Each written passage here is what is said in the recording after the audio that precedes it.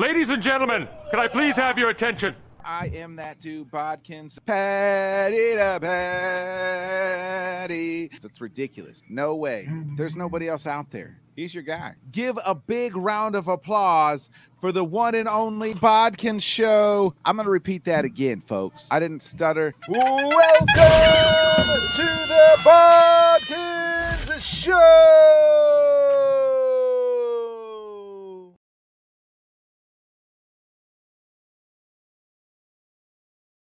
Let me unmute. Now it's gonna. Here we go with this bullshit again. Stupid internet. You guys get to listen to the intro twice as I talk over it. Oh, there it quit. Hey, good evening, everybody. Gosh, one of these days we'll nail this. I called T-Mobile today to see if they got good internet or not. So if you have T-Mobile landline, DM me. Let me know if it's any fucking good. It's got to be better than this piece of shit fucking internet that I pay for. Anyway.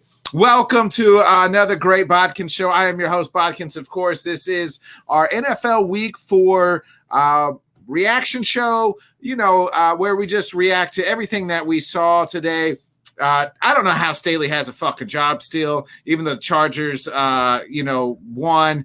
Second week in a row, he's bounced out. The Bills look like an absolute fucking wagon. They could be the best team in the league. The Bengals, I gave them the Bodkins kiss of death, and they absolutely stink. I'm sorry, Cincinnati fans. Don't come after me or my family.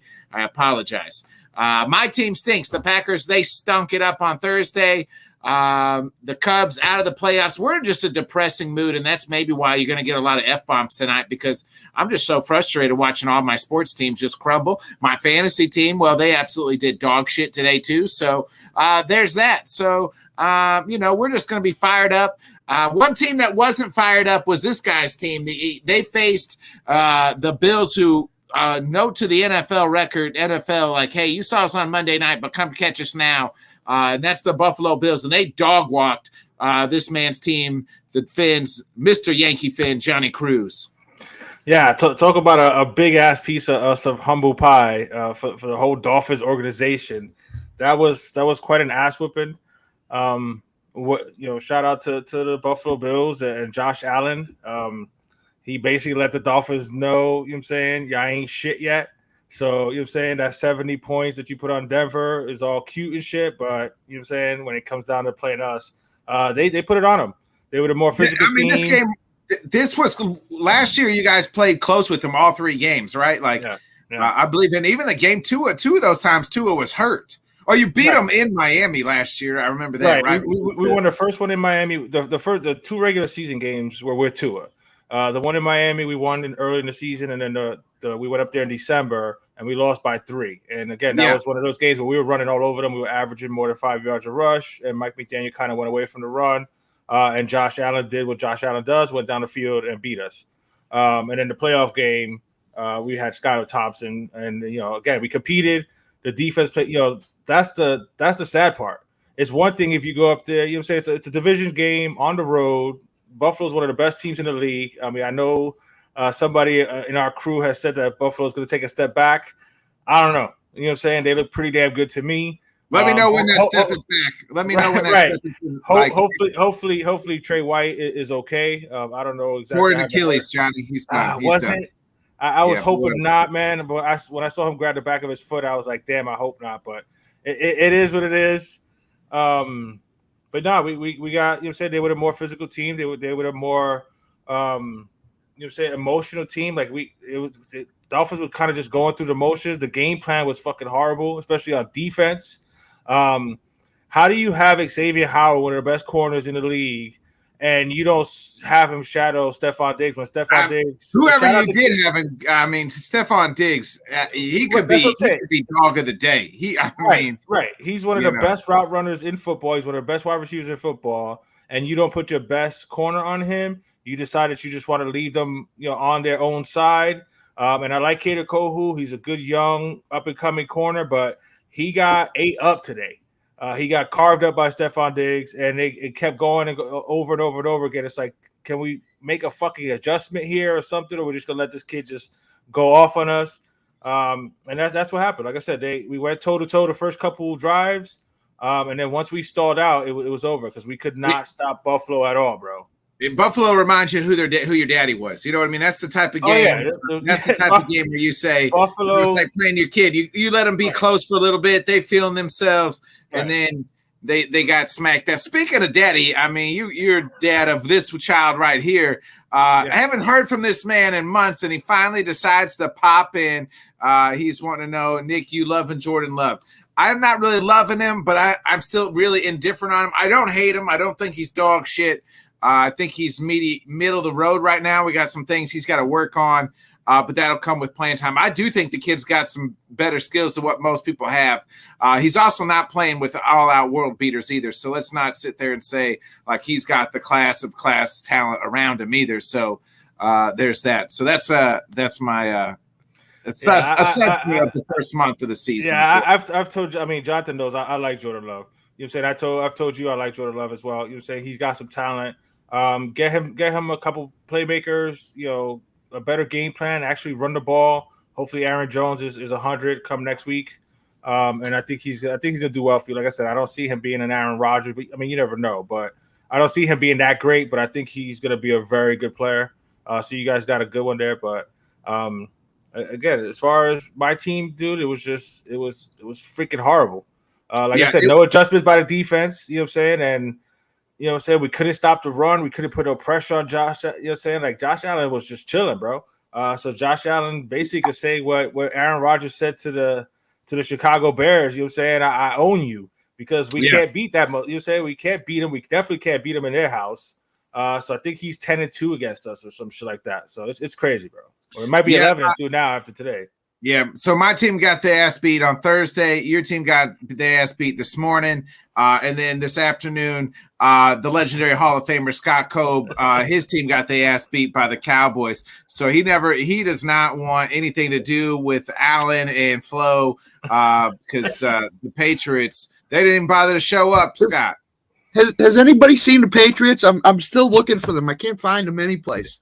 That was rest in peace to Tim Wakefield. Maybe the Patriots got that news before the game, and they was just sad about Tim Wakefield dying, and then they didn't show up. It's not a good feeling around here. Tim Wakefield was a great guy. Did a lot for Jimmy Fund and all these other funds and charities around Boston. So it's not a good day.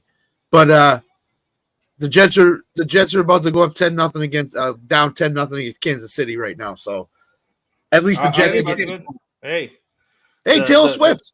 The quicker Casey beats that ass, the quicker me and Rob could do our post game show. So be ready for that. Me and Rob, if it's a blowout at halftime, me and Rob will be coming. We'll be doing our show early tonight. Well, here's the deal that out. Here's the deal with the Patriots. The best offensive player on their team is Ramondre Stevenson. Not this year. Bill O'Brien and Bill Belichick have decided, Ramondre, you ain't doing nothing this year. You're gonna. They bubble wrapped him in preseason. They told him he's going to be the lead back, the featured back. They signed Ezekiel Elliott, so now he's not the featured back anymore. He's sharing snaps with Ezekiel Elliott. Bill Belichick is screwed up. Pacheco just scored a touchdown. Bill, like a 50-yard touchdown too. Bill Belichick has screwed up his quarterback so bad he doesn't know what he's doing on the field. Now there's talk up here that Bailey Zappi might start next week or the week after. Scott, quarterback ain't your problem. They do this last year. Didn't it's the same shit last year? The definition of insanity is doing the same shit over and over again.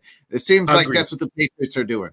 That's exactly what Bill Belichick is doing. The GM is doing the same thing as he did last year.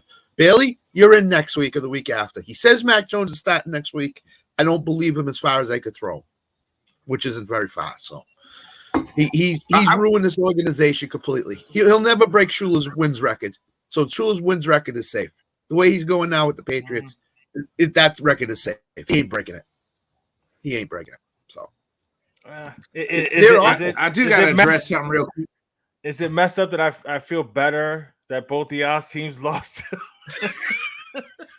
Hey, misery loves company. And speaking of misery, I gotta address this. I love Craig. Like he's my best friend. He's like a brother to me.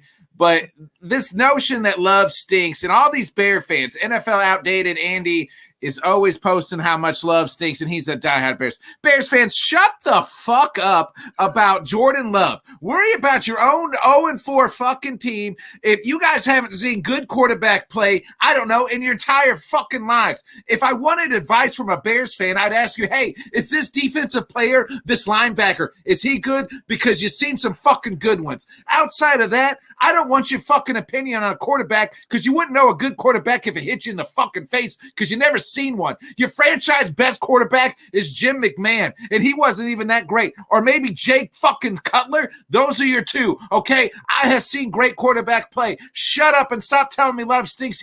You're just jealous because maybe he's better than fucking Justin Fields. You ever think about that? Or maybe they're equal. And that's really got you fucking scared because you guys touted that Fields as being this great fucking guy, and he hasn't done shit. And we'll get to their game in a little bit. But Bears fans, shut up. Just shut up. You're 0-4. You got no room to talk. Don't throw stones when you live in a glass house, friends. Can I just add on to that? What's Bears up, Craig? fans. What's up, Craig? First of all, Bears fans, you're up 21-3. Your quarterback played his ass off today. I said this morning Justin Fields was going to have his best game of the year, and sure enough, he did. 320 yards, 4 touchdowns. And they still lost because their coach is an idiot. Still lost to the hapless Denver Broncos, who just gave up 70 to the Miami Dolphins last week. You ought to not be commenting anymore until your team wins a game. You just shouldn't. Sorry, Bears fans. We appreciate the comments, but yes, but you should not be piling on the Green Bay Packers, who are 2 games ahead of you. 2 games ahead of you. I'm sorry. The thing is you can't say somebody stinks when your team stinks. That's right. Unless you're going to say, hey, we stink too. Let's start with that Bears game. We'll get to that game. Let's go. We got the London game. We kind of talked about it this morning when we were live on air. Jacksonville rolls in. Jacksonville, this is to me been the best game they had looked all season. 23-7. They're staying in London as well because they play next week. For the Falcons, Desmond Ridder, just an awful game. 191, 1 touchdown, 2 interceptions. Bijan Robinson continues his hot rookie year, 14 carries for 105 yards. Where the hell is Kyle Pitts? I mean, it's time to maybe pick up Jonnu Smith, 6 receptions, 95 yards off the waivers. Drake London, 3 receptions and a touchdown. Johnny's the MVP. Trevor Lawrence, 20 of 30, 207 yards, 1 touchdown. Travis Etienne, 20 is 55. Christian Kirk, 8 for 84. Evan Ingram, 7 of 59. Calvin Ridley, 2 for 38 and a touchdown. Your guys' thoughts here, Johnny, on Jacksonville handling business, looking probably the best they have all season and beating the lowly Falcons. Yeah, it was.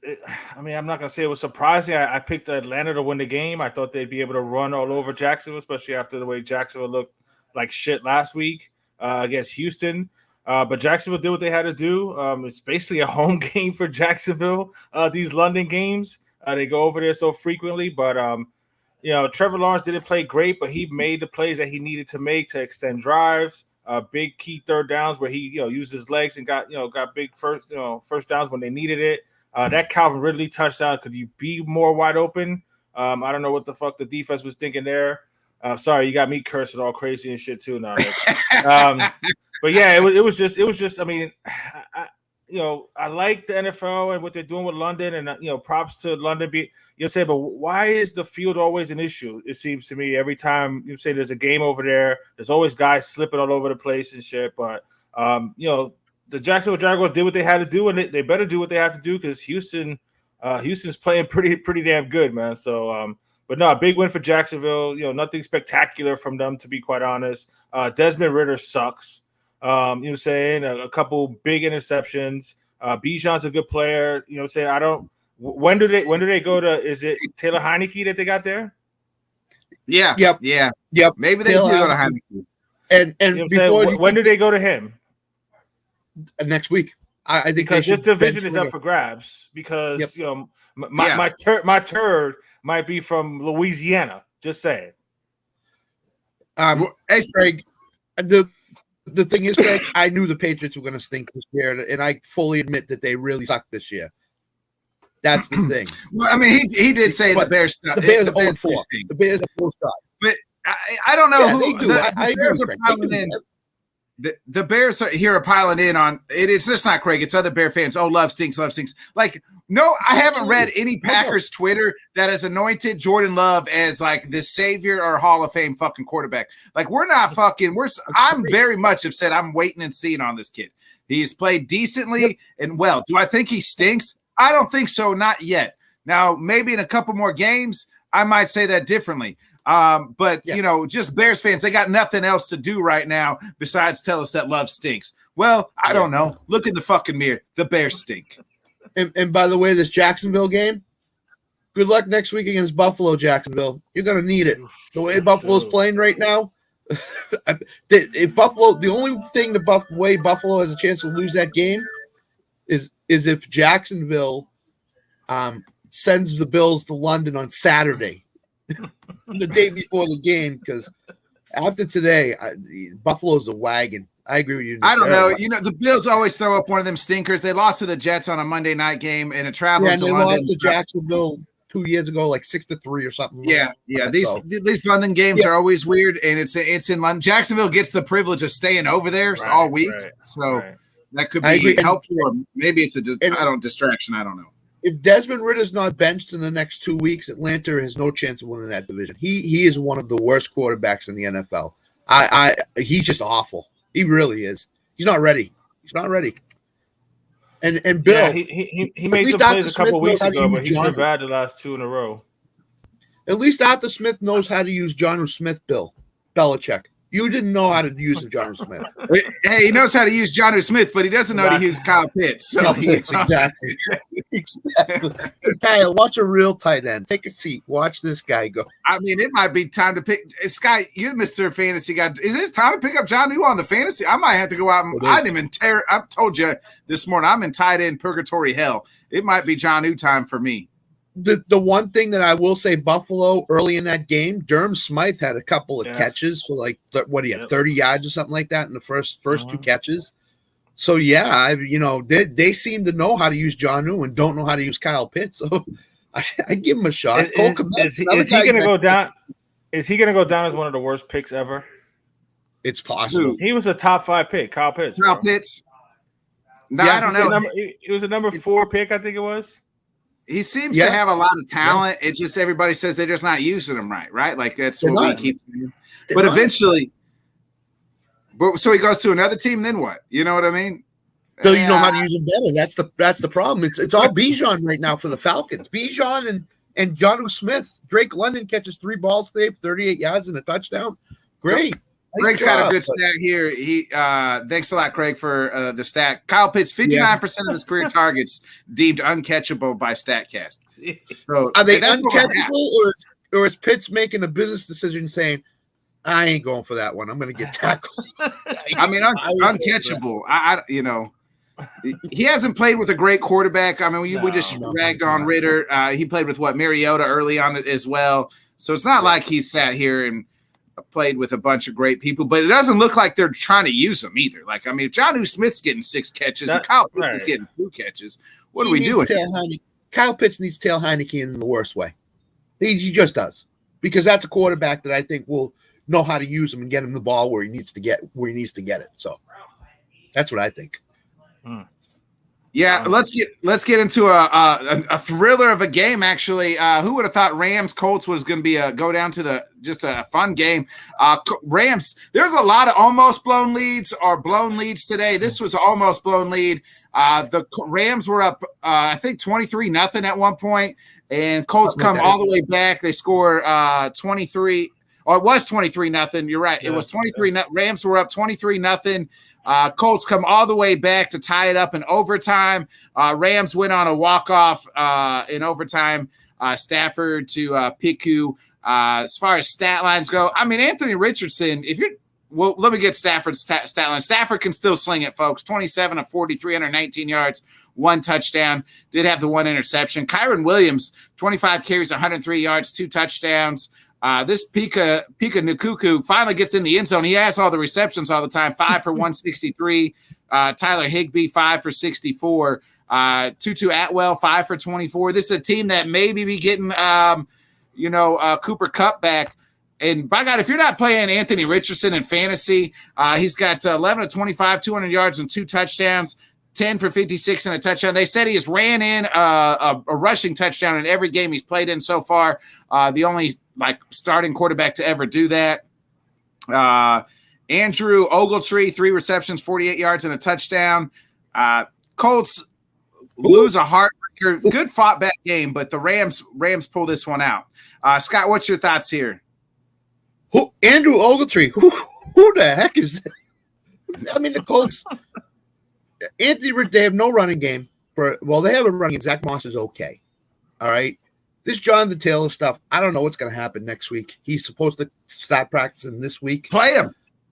I told you that this morning. They got to. You have to. The Rams getting Cooper Kupp back, they could be really dangerous coming down the stretch here. Teams aren't going to know what to do. If Nakua is playing the way he's playing and Cooper Kupp picks up where he left off, I know it's going to take him a week to shake off the rust. But Stafford will have an embarrassment of riches at the wide receiver play. Tutu Atwell's also very good. So everybody shit on the Rams, and I guess I get for right. They're kind of in this rebuilding, but they're young. Sean McVay is still a good hell of a coach. Like there was a time where if you had a cup of coffee with Sean McVay or gave him his bagel, you were getting a head coaching job. So I mean.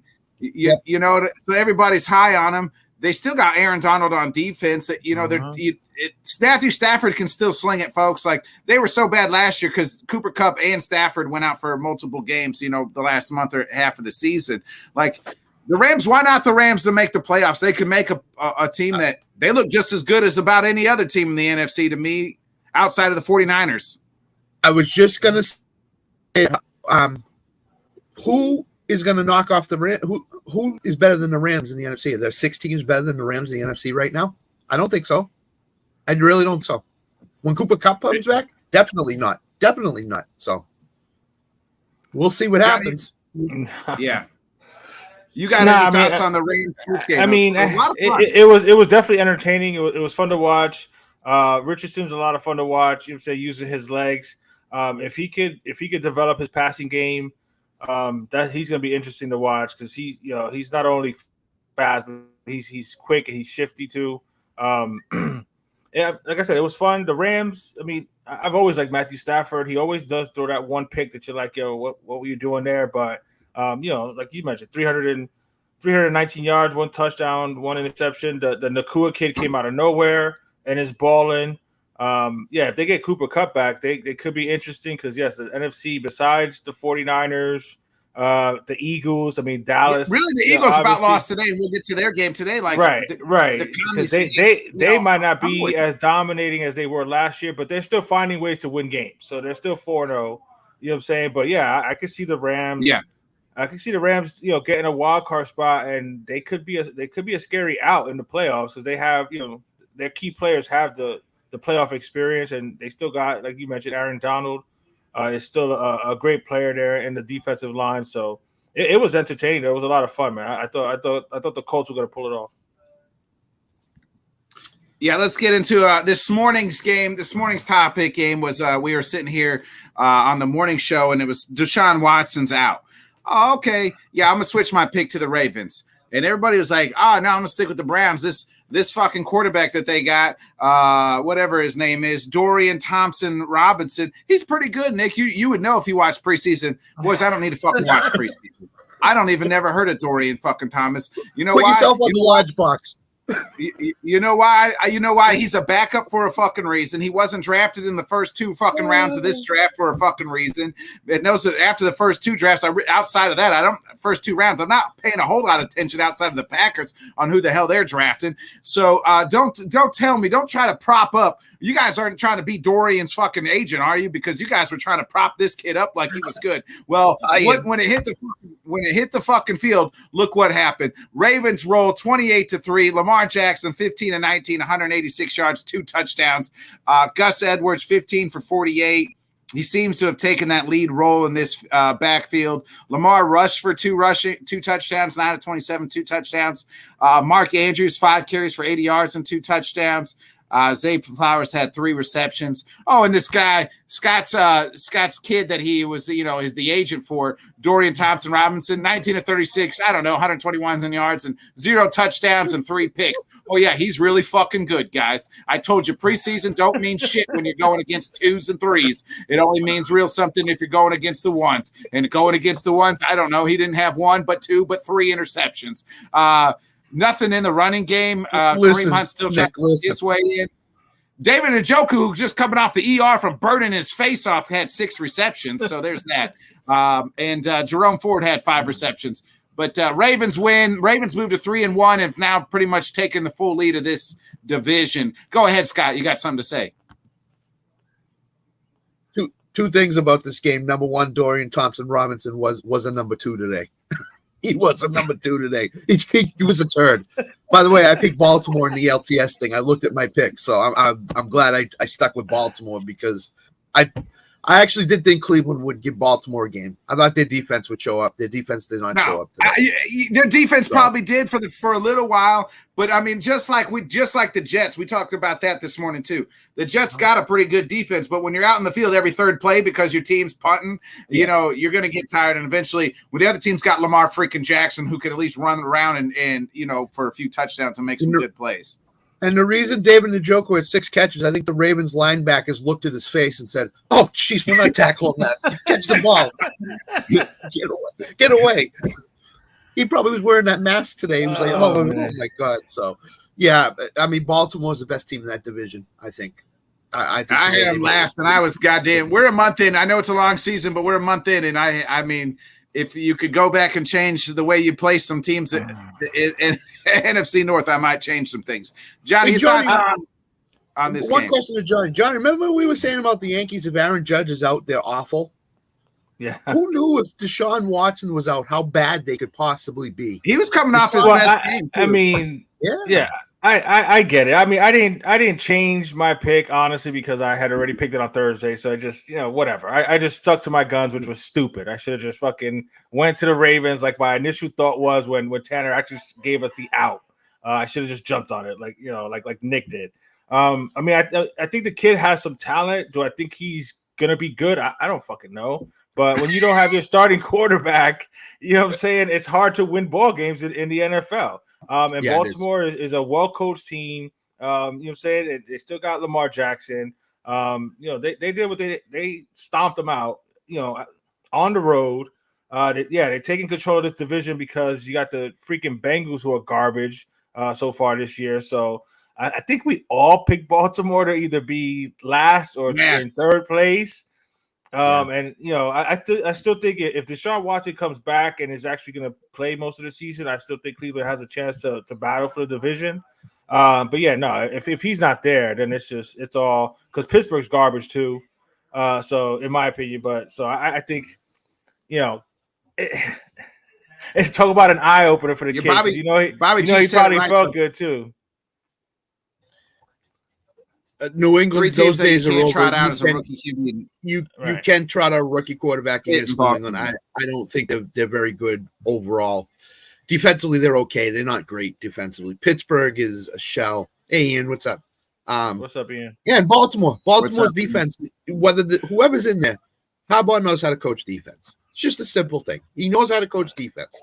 So you can't really run a guy out that you haven't. Hey, there's Aaron Rodgers. You can't trot out a guy you haven't seen against that team. 2 hours before the game, he probably didn't even know he was playing. They probably came and say, "Hey, you're going out there," and that's tough to do. That's wild. So, yeah, that is tough. Yeah, that was a big win for Baltimore, man. They needed that. Yeah, they needed that. It was a good win. They're 3-1.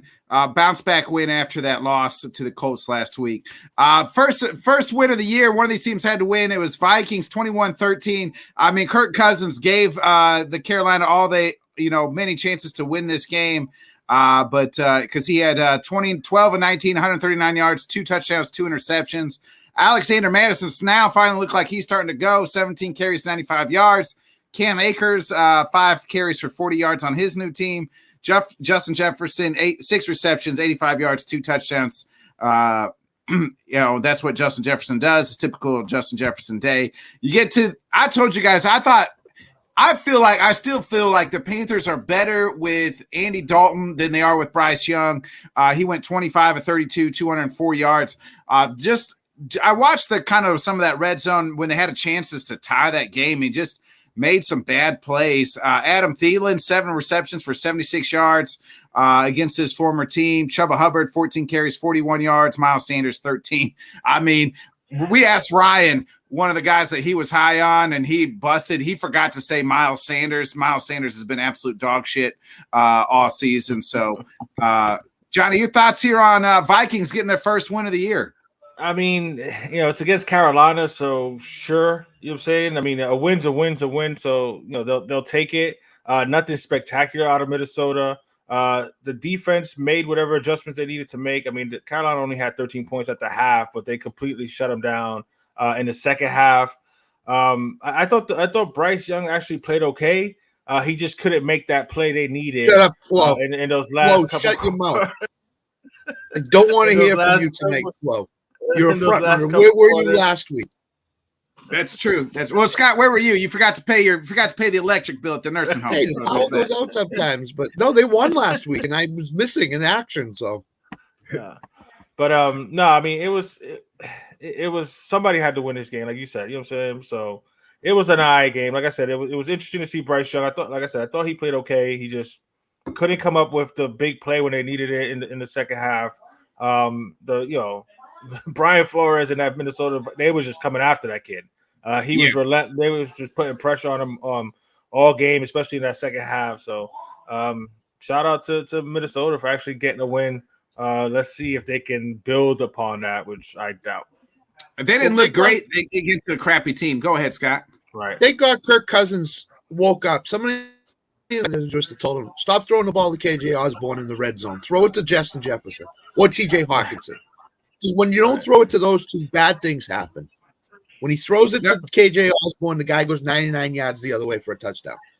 I don't understand what the Vikings are doing. Then, well, they're not better. You are what your record says you are. First of all, that's the old adage. And they had bad, weird turnovers in their losses. That makes you a bad team. If you have bad turnovers or weird turnovers is like bounces off 3 guys' hands or something. But some of those weird turnovers are because Kirk Cousins forced the ball in. Madison's, I think they've had 4 or 5. I told you I don't remember the stat exactly. But they've had like 4 or 5 turnovers inside their own 10. So like that's a bad football. That's a bad football team.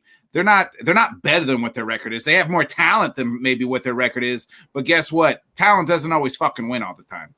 Plus, when your 7-year veteran quarterback in the last 20 seconds of a game is going like this, trying to figure out what to do instead of going up to the line of scrimmage and spiking the ball, that's a problem, Flo. Flo, start watching some football games and getting to know what it's all about. All right, then come back to me and talk to me. Scott is on fire. Take that. The Vikings are not good other than Justin Jefferson. That's all they have right now. Spicy Justin tonight, Jefferson. boy. It's spicy tonight. Hey. Yeah. So speaking of not good, it's my Super Bowl pick. The Bengals are not good for the second year in a row. I'm sorry. Again, I gave you guys the Bengals, the Bodkins KOD. Last year, I gave it to the Colts. This year, it's the Bengals. They lose to Sam's Titans. Sam was at the game, 27-3. I mean, Jesus. Joe Burrow, 20 of 30, 165 yards. What are we doing? Joe Mixon, 14 carries for 67 yards. Jamar Chase, 7 for 73.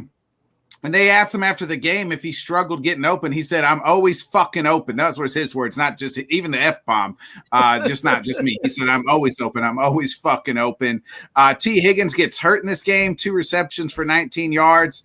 The Titans. Hey, good Ryan Tannehill game, right? 18 carries for 25 yards, 240 yards, 1 touchdown. Even Derrick Henry threw a touchdown. Ran for this. Scott, you always say the Titans do best when they're running downhill with Derrick Henry. They got that going today. 22 carries, 122 yards, 1 touchdown. D-Hop, 4 for 63. Nick Westbrook Ikine, 5 for 51 and a touchdown. Scott, your thoughts on what the hell's gone wrong in Cincinnati and Sam's Titans? Burrow needs to sit. I don't care what anybody says. Burrow needs to sit. His calf is not right. They're playing this short game. Jamar Chase has 7 catches, 74 yards. Okay. He's a deep ball guy too. He can catch the deep ball. Burrow can't throw it deep to him because he can't plant and throw off that leg. That's number one. Number two, the Bengals they look like they're about a team ready to implode in the locker room. They are a bad team right now, Flo. Yeah, they are a bad team. They are a bad team. No doubt. They're a bad team. No doubt they're a bad football. Joe Mixon's not running the ball with ferocity and effectiveness. They're not passing to him out of the backfield. He's not a receiver out of the backfield like he used to be. Jamar Chase is basically a 5-yard and out to the sideline type of guy. And if T. Higgins is hurt and out, and Tyler Boyd is not a number 2 receiver, he's a complimentary number 3 wide receiver. They're going to be in a lot of trouble. They have a tough schedule this year. That's what a first place schedule does. They're in they're in a lot of trouble right now. A lot of trouble. It doesn't hurt that their best player is hurt. He's been playing hurt all year. Hurt. Yeah. And he just got the bag too. Yeah, it's bad in Cincinnati, Johnny. I mean, it's bad. Sorry, Cincinnati fans. I gave you the Bodkins KOD. Bro, I had like 5 different names written down here for my turd of the week.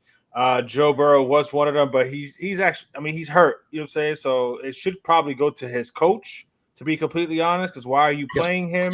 Are you doing? They got to, Johnny. They got to. That's the thing. They got to. They ain't winning, but you're not winning. So you why ain't going to win without him, though. You ain't going. He still gives you a better chance. What if it gets worse, though, bro? With the way guys are tearing Achilles right now. You know what I'm saying? That calf tends to lead to that. So it was alleged that Aaron Rodgers reached out to Joe Burrow before the Monday night game too, about because they've had this. That's what I'm saying.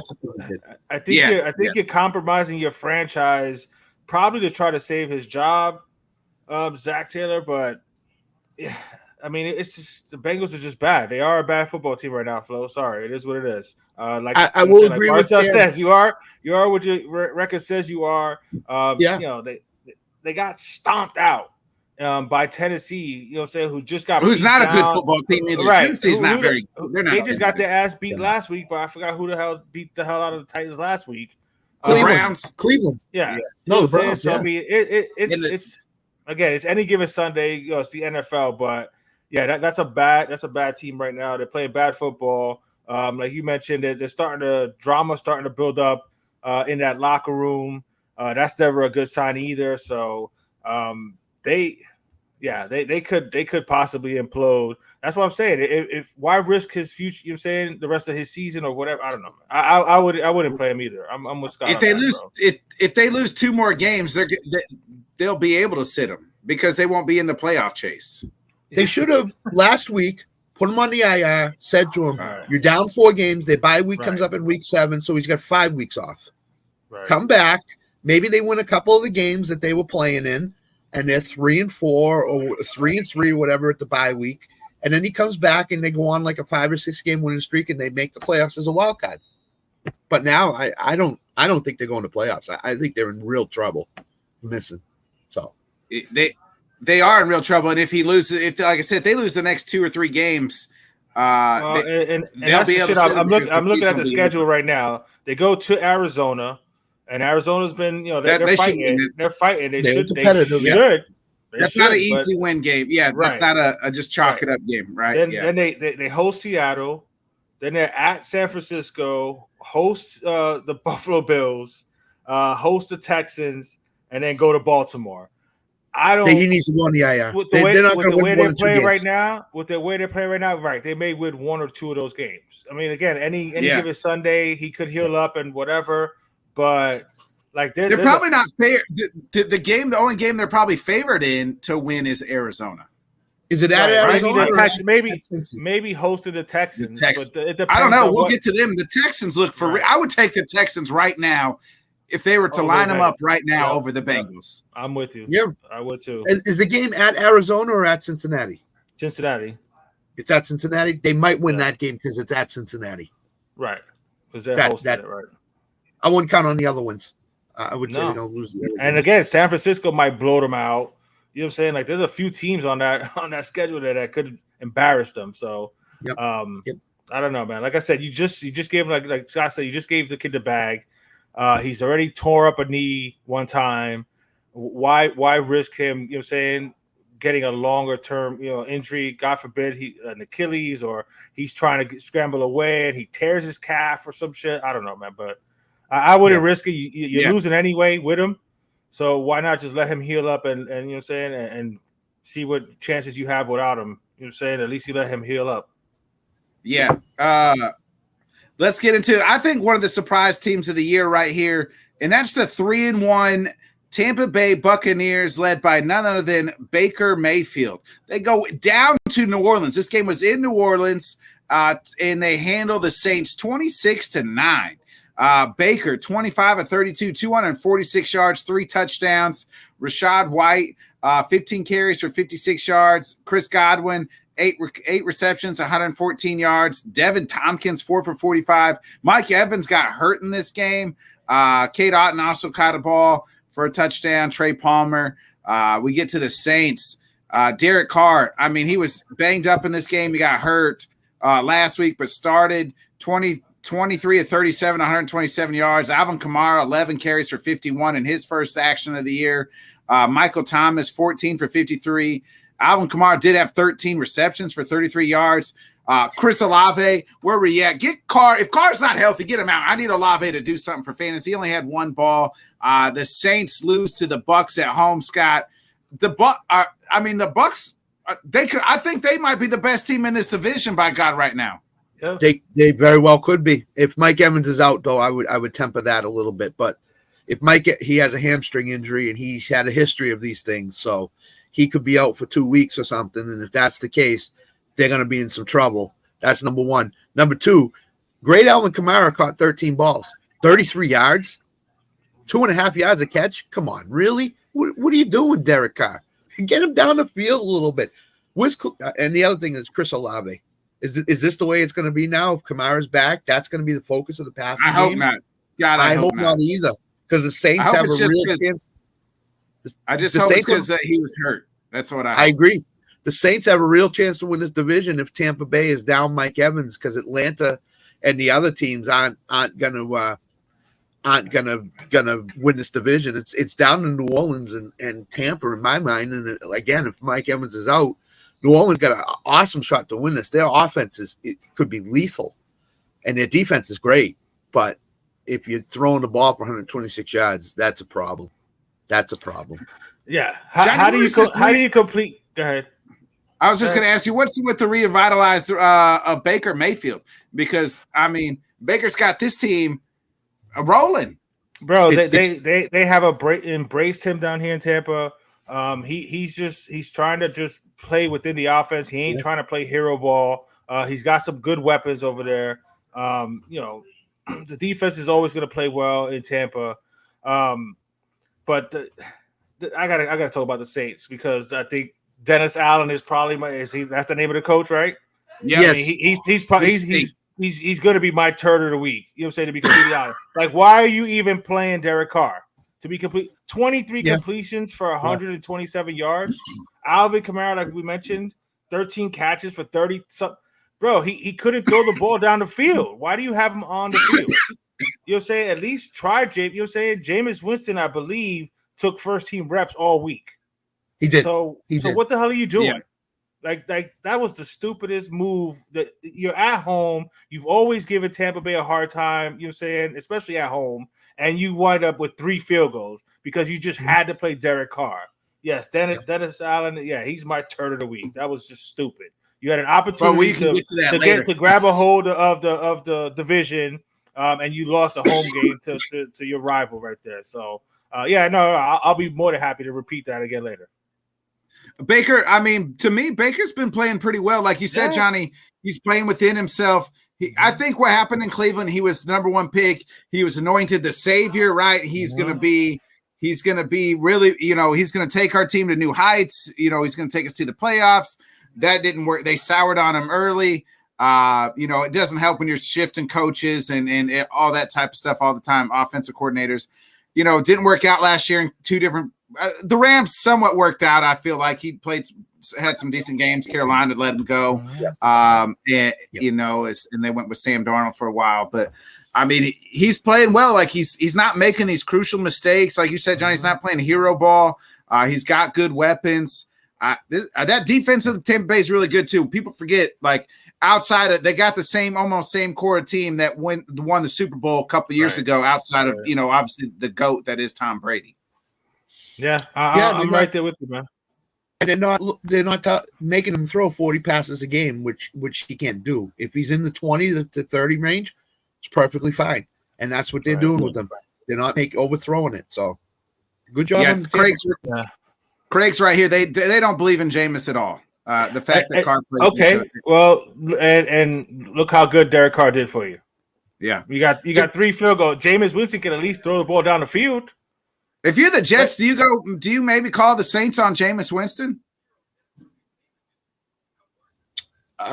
Yeah, you do actually. You try to find the quarterback. Trevor Siemian is not the answer. Zach Wilson, obviously not the answer. Yeah, you make calls to a bunch of places to see what it would take to get backups. What do you, for Jameis? What do you want for Jameis? A 7th round pick, or something? Swap 2 7s, some shit for guy. You guys maybe a 5 because you got to give him something to get him. Yeah, nah, you don't. If they don't believe him. I mean, we just saw it today. They played a broke Derek Carr over Jameis. I think the reason why Jameis didn't play today is because blew that lead to the Green Bay Packers last week. Had they beaten Green Bay last week, I think Jameis would have started today. I think they would have said, Derek, take the week off. They had the same. The crazy thing is, Scott, they had the same stat line. They had the same exact stat line. I know. Right. I know. The only difference is Derek Carr got 1 touchdown. Jameis didn't. Right. Derek Carr wasn't trying to get hit. That's why he kept dumping it off. He was scared. Yeah. Right. He wasn't trying to get hit. Oh my God, that was just stupid. Before we get into the next game, he took the number 1 reps all week. Just play. You know what I'm saying? To make that decision last second like that and play Carr, that was just dumb, dude. Ian says his two bets for the Super Bowl start of the year was Bills Eagles. Who's in place better at the moment? I'd probably lean towards the Bills the last 3 weeks. The Eagles are undefeated. I get that, but man, they haven't blown people out. You know what I mean? And Sirianni said, "Hey, you don't want to play. You don't want to play peak performance right now in the first half of the first quarter of the season. You want but right now I'd probably lean towards the Bills just a tad." What do you think, Scott? Yeah, I would too. I think the Bills have shown the last 2-3 weeks that if Josh Allen doesn't turn the ball over and plays within the offense, the Bills are a very dangerous team offensively. And sure enough, he did that today and he did that last week, and they put 37 and 48 up on the board. So he's playing phenomenal quarterback position right now. Yeah, he's playing about as well as he has played the last several weeks.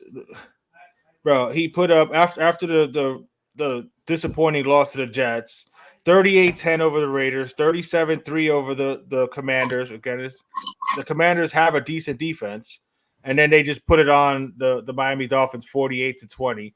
He's playing really well. The Eagles are doing what they got to do. Good teams find ways to win close games. They're doing what they got to do to win the games, but they haven't been overwhelming like they were last year. Right. I don't see anybody honestly playing better the quarterback position better right now than Josh Allen. I got to admit that. Maybe number 15 is playing right now. Well, I mean, I don't even like. I mean, he's not even like. I mean, he's in a fucking different stratosphere. Unfortunately, you know what I'm saying? Well, that's unfortunately because now we always got to hear from fucking Tanner and shit. But, You know what I'm saying? Mahomes is a different dude. You know what I'm saying? But everybody else, Josh Allen is ball. Because there was talk of Joe Burrow and Justin Herbert and all these. Nah, man, Josh Allen is better than all those guys. To be completely honest. So if they were playing on a neutral field right now, I would go with Buffalo. Ooh, Mahomes just threw an interception, so there's that. Dolphins. Next game is Dolphins Jets. Sometimes you go from straight from the dog to the turd, and that was the Dolphins this week. I mean, Tua 25 of 35, 282 yards, 1 touchdown, 1 interception. Devon Achane, yeah, baby, 8 carries, 101 yards, 2 touchdowns. Keep giving that kid the ball. I know the game got kind of out of hand, but it feels like every time that kid touches the ball, he's scoring. Tyreek Hill, they did their good job on him. 3 receptions for 58 yards. Jalen Waddle, 4 for 46. Braxton Berrios led the team, and maybe that's the stat line for you. 6 for 43 and a touchdown. And then you get into the Bills. I mean, you guys alluded to it. Josh Allen, 21 of 25, 324 for 4 touchdowns. James Cook, carried the ball for 12 times, 29 yards and a touchdown. Josh Allen also ran in a touchdown. Johnny, you talked about it from the top of the show. Stephon Diggs, 6 receptions, 120 yards, and 3 freaking touchdowns is insane. Maybe we should think about guarding that guy. Gabe Davis, 3 for 61 yards and a touchdown. We pretty much got Johnny's thoughts on this game at the top of the show. Scott, what's your thoughts here? Every mistake the Dolphins made today, the Bills capitalized and scored. And good teams do that all the time. The Bills right now are playing really well. They need to sustain it. Josh Allen needs to not think he's Superman and throw the ball to guys in his own uniform, number one. Number two, he's running less now, which is really good. I mean, he had an 11-yard touchdown run today, but he's running less. He's throwing more, which is phenomenal. I will say this. I'm worried about the Bills' defense. They had a ton of injuries today in that game on the defensive side. White's out. That might come down for, Yeah. Not only Tre'Davious White, but a couple other secondary guys got hurt today. So that's right. Poyer didn't even play today. And Poyer didn't even play today. So that's a red flag for me with the Bills. Is that the secondary in their safety unit might be decimated, which means that DeMar Hamlin becomes that much even more important to them now because he might have to play a lot more. Miami will be just fine. They have a lot of trouble when they go up to Buffalo. Josh Allen 7-0 in his career against the Dolphins in Buffalo. So the Miami, when Josh Allen's a quarterback, Miami doesn't win up. If Wilson just hits him right on the numbers, gets Garrett Wilson on the numbers, it's a touchdown. It's a walk-in touchdown. He overthrows it. Yep. Yeah, this is what Zach Wilson. They need to call New Orleans fast. He's not an NFL quarterback, bro. He's not an NFL quarterback. Thank you for letting Scott go first on that one, so that way I don't have to talk much about this damn Dolphin game. Yeah, but Johnny, do you agree? It was a horrible game. They struggle up in Buffalo. Do you agree with that? They struggle against Buffalo. Period, bro. If you look at Josh Allen's stats against the Miami Dolphins, he's a Hall of Famer, bro. He's a like he balls out. He balls out against us all the time, bro. Yeah, like seriously, it seems like when he plays against us, he has his best games. You know what I'm saying? Even the game that we won last year, it was because he kind of short armed the guy in the end zone right there, or they would have beat us. You know what I'm saying? Right. So he's. I hate to say it because they're a division rival, but I gotta call it like I see it. He's phenomenal, bro. When he plays within himself and he doesn't try to do too much. And he just takes what the defense gives him. He's up there. You know what I'm saying? He's one of the best in the game. You know what I'm saying? Right behind number 15, of course. But he's hard to beat, and he's big and strong. And if he needs to run and get those couple yards for that first down, he can do it with no problem. And then you got one of the best route runners in all of football, in Stephon Diggs. And how about not putting your second year, you know what I'm saying, cornerback on one of the best, you know what I'm saying, route runners when you got a 4-time Pro Bowler and Xavier Howard on the other side because you don't like to switch your corners. I like Vic Fangio. I'm glad we got Vic Fangio, but some of the shit he does is like, bro, you know what I'm saying? Don't be so stubborn that, you know what I'm saying? You gotta be able to adjust. It's four games in, so I'm trying not to, you know what I'm saying, trip out about the defense, but I am worried about this defense because we're giving up a lot. You know what I'm saying? The Chargers ran all over us like, you know what I'm saying, like it was free.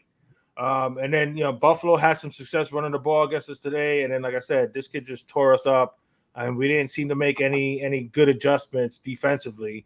Not that we could have done anything, honestly, to stop Josh Allen when he's playing like that anyway, but they could have done a better job. They did it.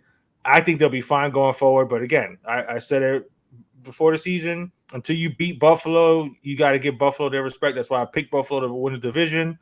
And they showed us, that we're not quite there yet. But and to that point, Buffalo does a tremendous job on Tyreek Hill every time they play him. Yes. They control him. Except for that 13 seconds. Except for that 13 seconds. Yeah. You know what I'm saying? Right. That was mainly that was more Travis Kelce. Yeah. Right. And the second point I'll make is week 18, Buffalo is at Miami. That's huge. That could be for the division. That could be for the division. So that's huge. Really huge for Miami. So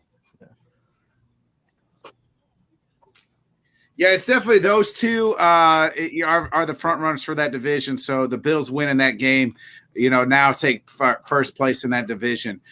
Speaking of winning, one of these teams also had to win today. And for the first half, it looked like the Bears were going to win. They were up 28-7 at one point. Everything was going the Bears' way. Justin Fields, Scott, you said it. You did say it. Justin Fields was going to have his best game.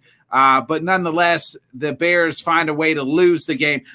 Their coach is an absolute fucking idiot. I would fire him today. They had a chance. The game is, I think, 2 minutes left or so. It's a tie game. It's 28-28. It's fourth down. What's this dumbass do? Instead of kick a fucking simple-ass field goal, take the lead, and then, play defense, hold them to a field goal if you have to, maybe go into overtime. Nah, what's he do? I mean, he must have went to the school of Matt Staley, Brandon Staley, because both of these calls, this guy, he decides to go for it. Guess what? Bears don't get it. Bears lose 28-31, and just I don't understand it. I don't understand going for it in less than about 2 minute time when the game is tied. Take the fucking points. It's not that hard. Take it. Take the points. Yeah, he's Tanner. Go ahead, give the stats and stuff. Go ahead, go. Before I get it on. Oh, yeah, let me get the stats real quick. Jets just scored a touchdown, 17-12. Russ Wilson, 223 yards, 3 touchdowns. Jamil McLaughlin, 7 carries for 72 yards for who the hell is that? Not P. Ryan, or Javante. Jerry Jeudy, 3 for 52. Just all kind of spread the ball all around there for the Broncos. Then you get to the Bears. Justin Fields had a hell of a game. His best game is his career. 28-35, 335 yards, 4 touchdowns. Only threw 1 interception. That interception was the game that sealed it, but that was with 30, 40 seconds left in the game. Khalil Herbert, 18 carries, 103 yards. Fields also ran it for 4 for 25. DJ Moore, 8 receptions, 131 yards, 1 touchdown. Cole Kmet, 7 receptions, 85 yards, and 2 touchdowns. Khalil Herbert, 4 for 19 and a touchdown. Johnny, I know you got some stuff to say, so go ahead and talk about this game. Bro,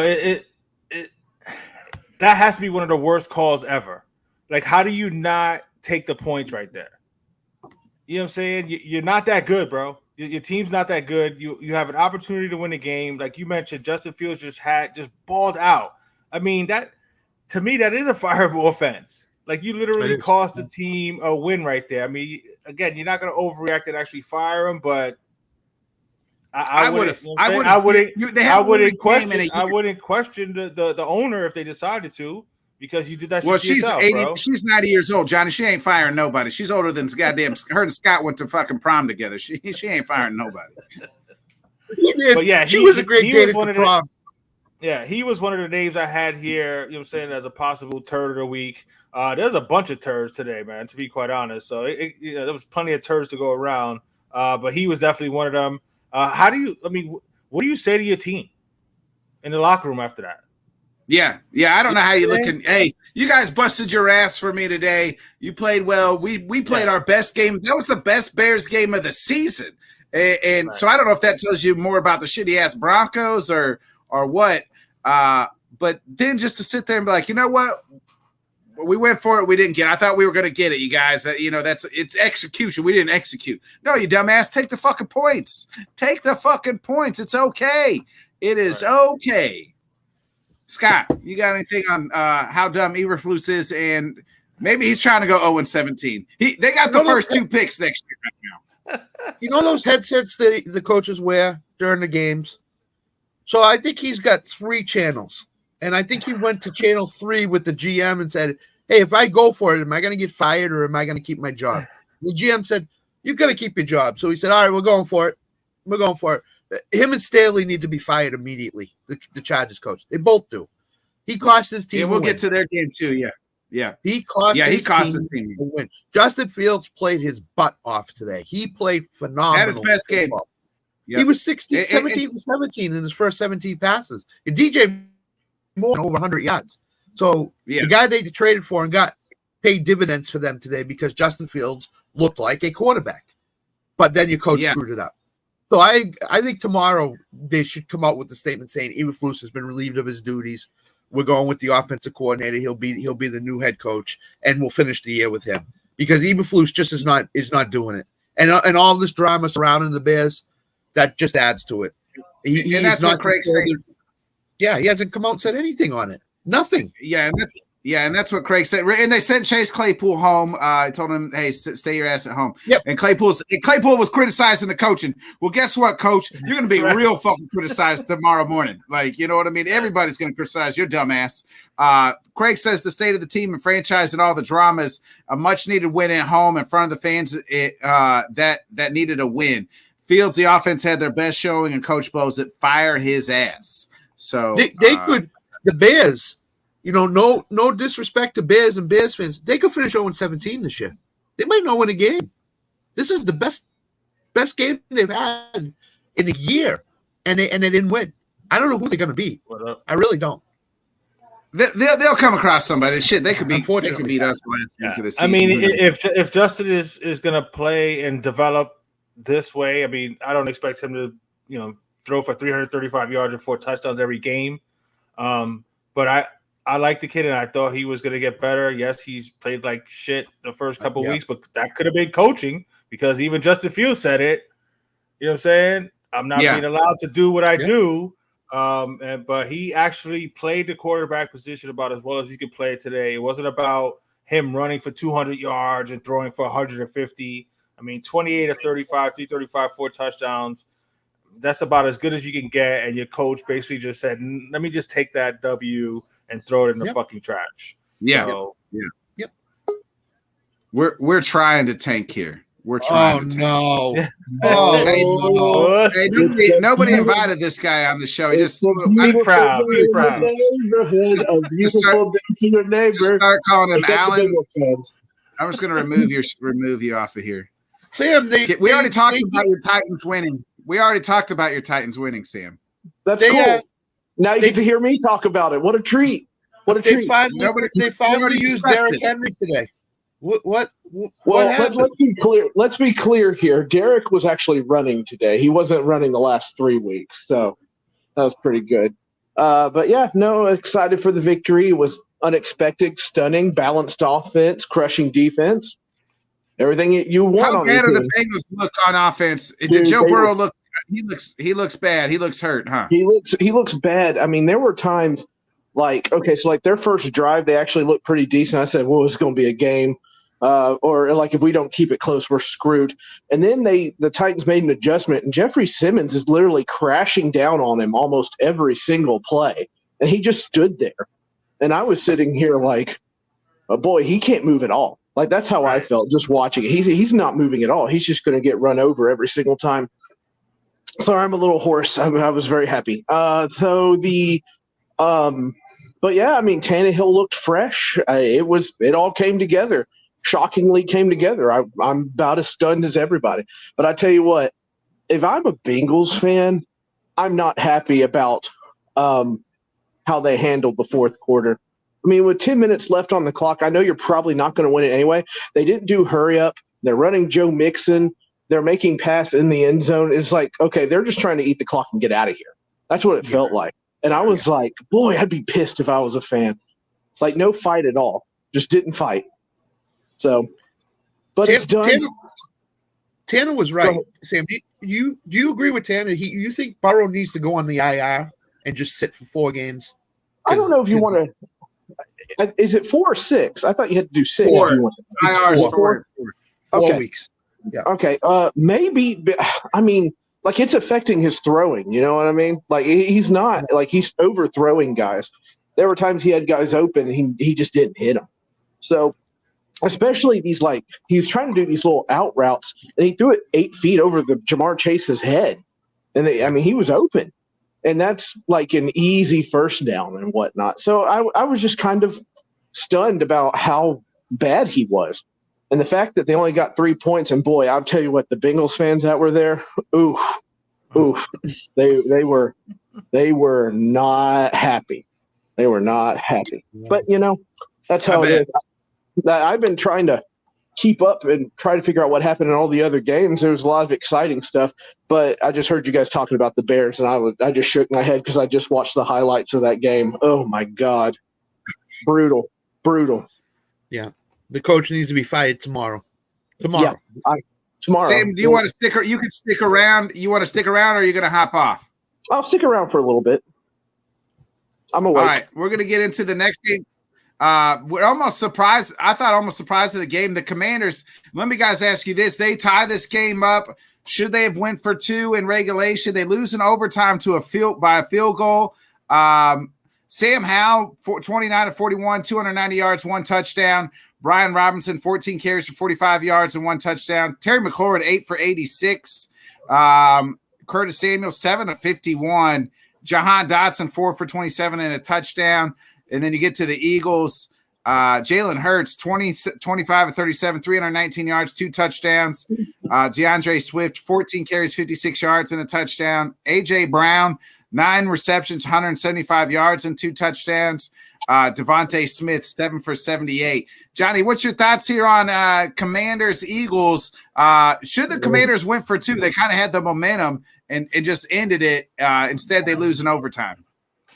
No, I mean, I don't know. I mean, there's that old adage, you go for 2 when you're on the road, you kick the extra point when you're at home.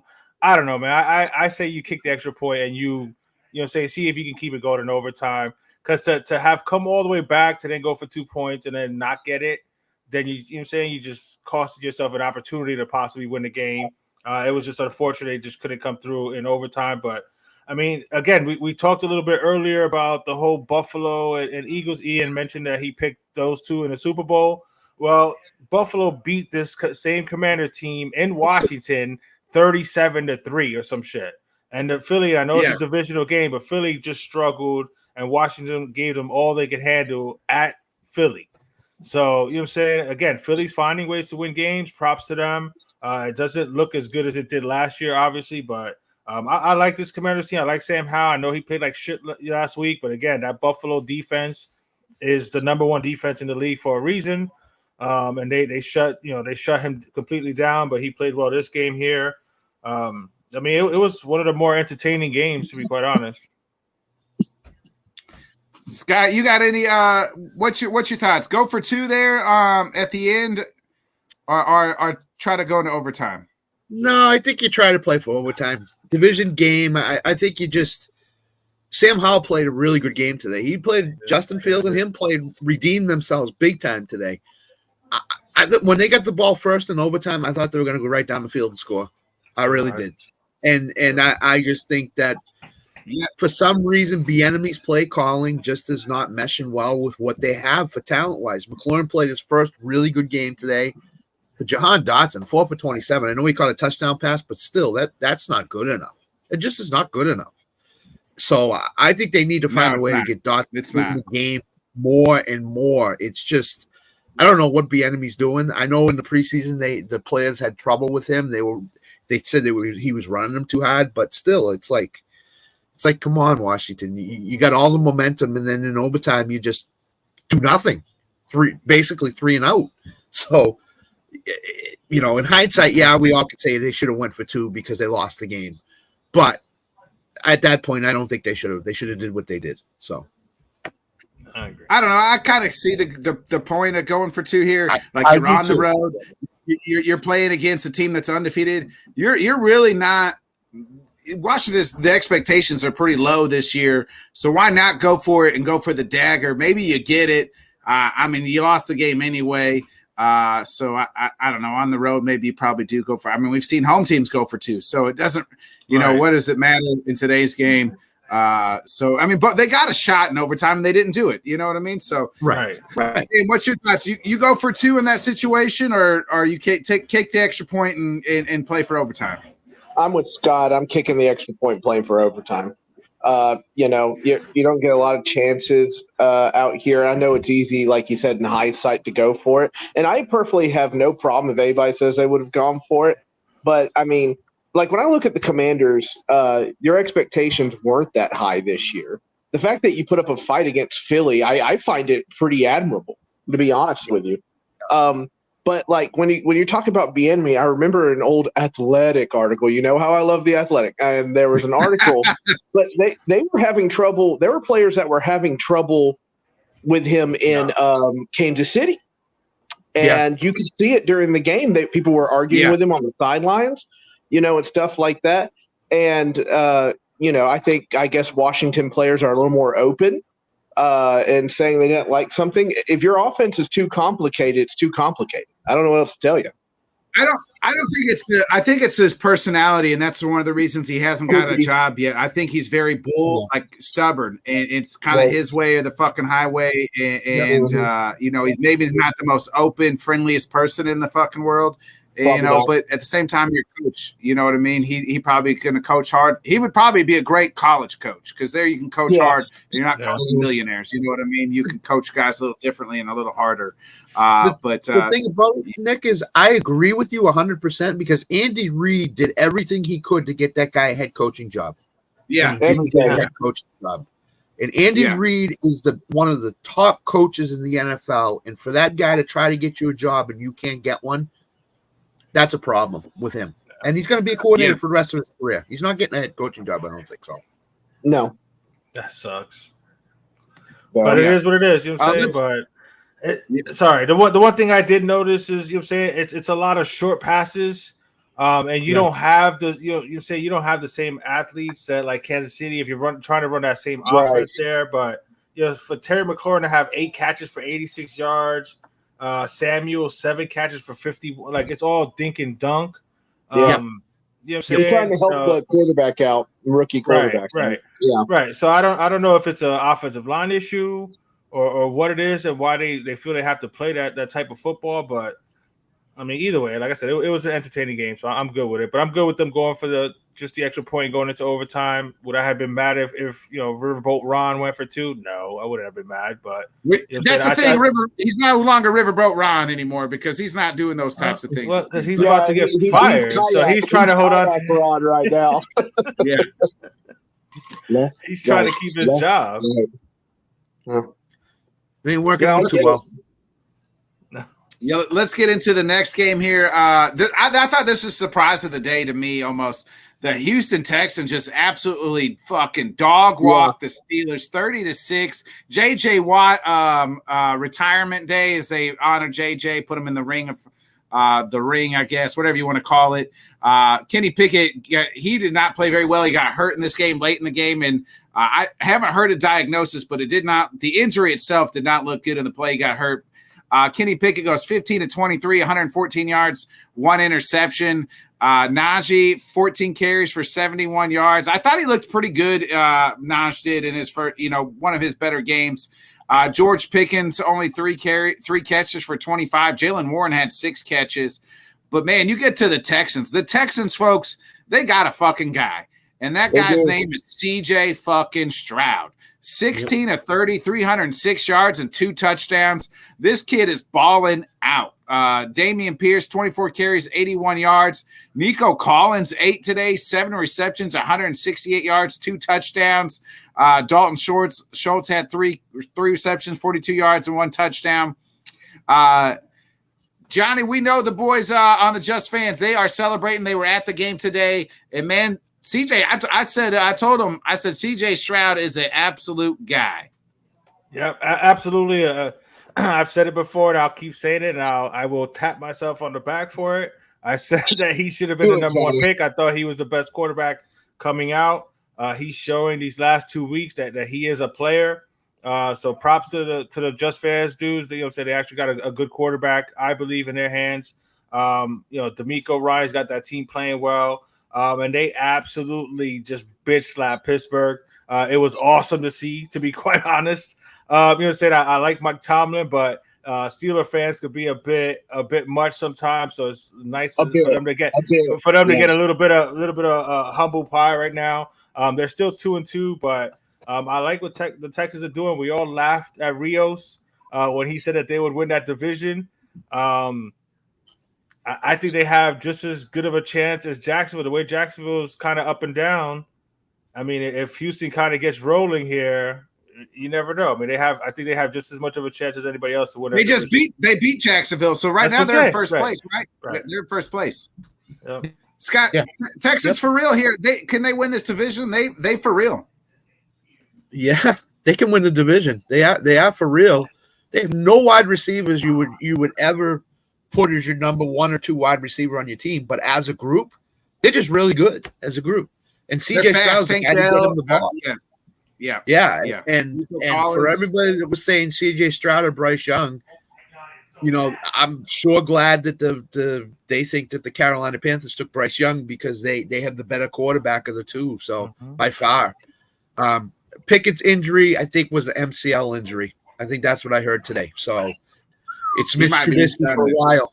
It's Mitch Trubisky for a while, and that's Oh boy, good old bootleg Mitch Trubisky. The value of all those wide receivers, and unfortunately, it's probably going to sink the season for the Pittsburgh Steelers. So, good luck to Pittsburgh. But yeah, Houston could win that division. Houston's coming out of nowhere now. They could even make the playoffs as a wild card. That's how good they're playing right now. So, Sam, that's your division. How worried are you about how good the Texans, young team, now with with CJ Stroud as the quarterback, a guy that you're going to be facing for years to come, probably?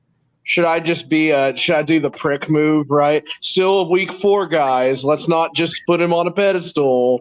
Blah, blah, blah. No, I kid. Hey, we got the prick move here in the comments. His name's Tanner Dawson, so there's that. Yeah.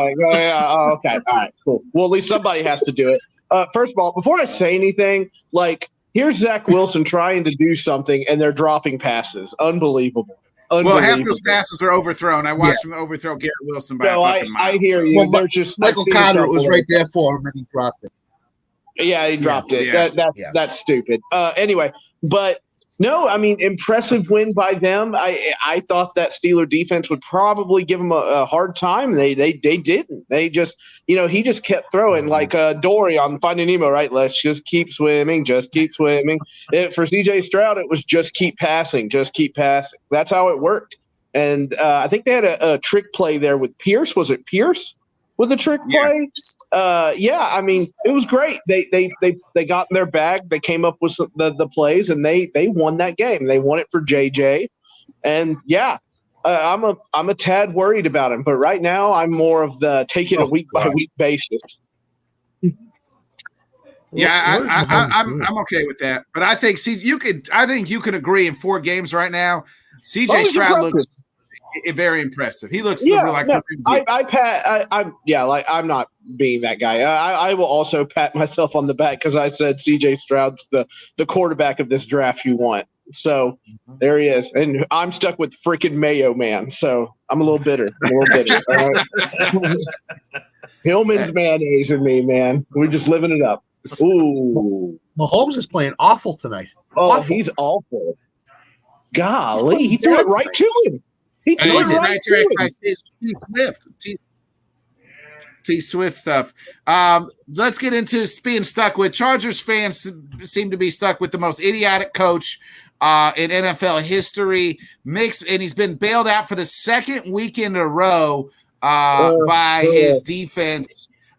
Staley goes for it again on 4th and 1. His quarterback's got a stick on his hand. His hand has got Herbert's got some finger broken. He's got a cast on it, and they decided to go for it on 4th and 1 instead of punting it.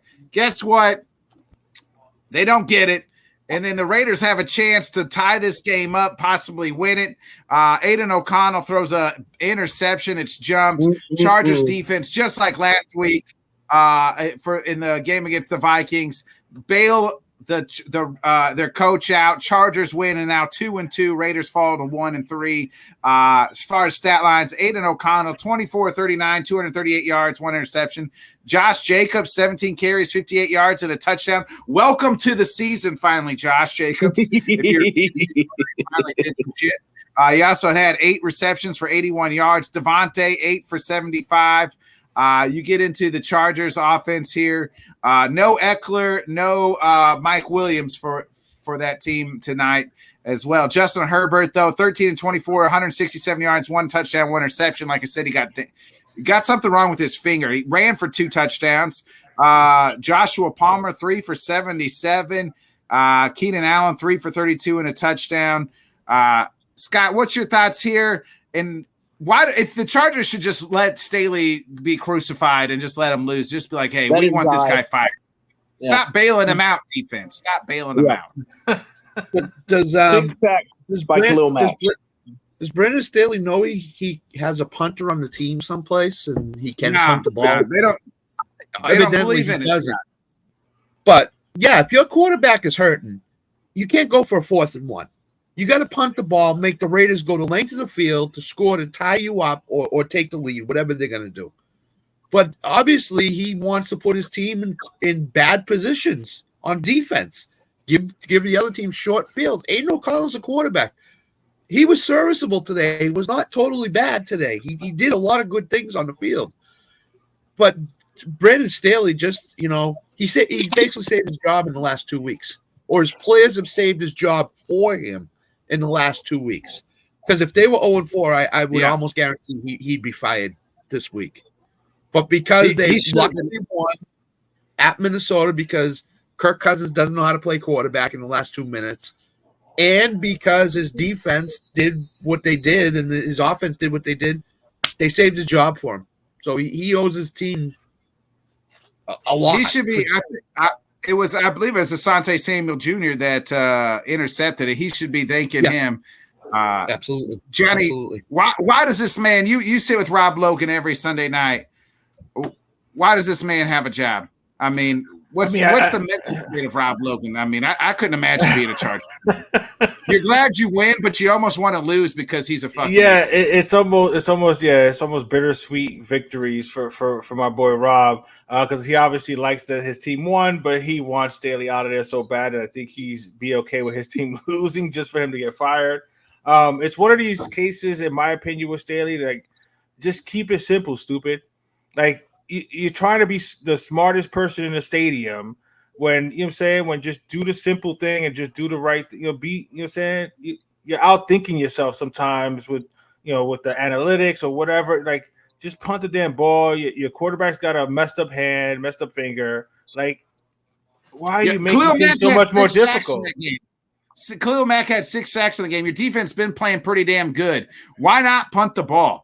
You really expect Aiden O'Connell to drive it down the field in a 2-minute drill, to try to beat your defense, and he's been getting beat up all game, and you're just like, well, just give it to him on a short field. Like, coaches get in trouble when they try to be the smartest man in the room. Right. And I completely agree with you that you're saying that the players have been bailing him out the last couple of weeks with those idiotic moves that he's been making. I mean, it's similar to this knucklehead, the Bears coach, not kicking that field goal there, trying to be too smart instead of just doing the right thing and just, taking the points. Staley's another one. He just has a more talented roster, so they tend to bail him out. But yeah, it's ridiculous, some of the stupid stuff he does. So I can't wait to hear what Rob has to say about that tonight. Yeah, Sam, you got any thoughts on that game, Chargers, Raiders? Yeah, I don't understand why he didn't punt there. It's so stupid. It's like, it's not even to the point where I can see what you were trying to do. It's to the point where it's almost malpractice. It is coaching malpractice. And I don't know if he's got somebody in his ear up there or whatever.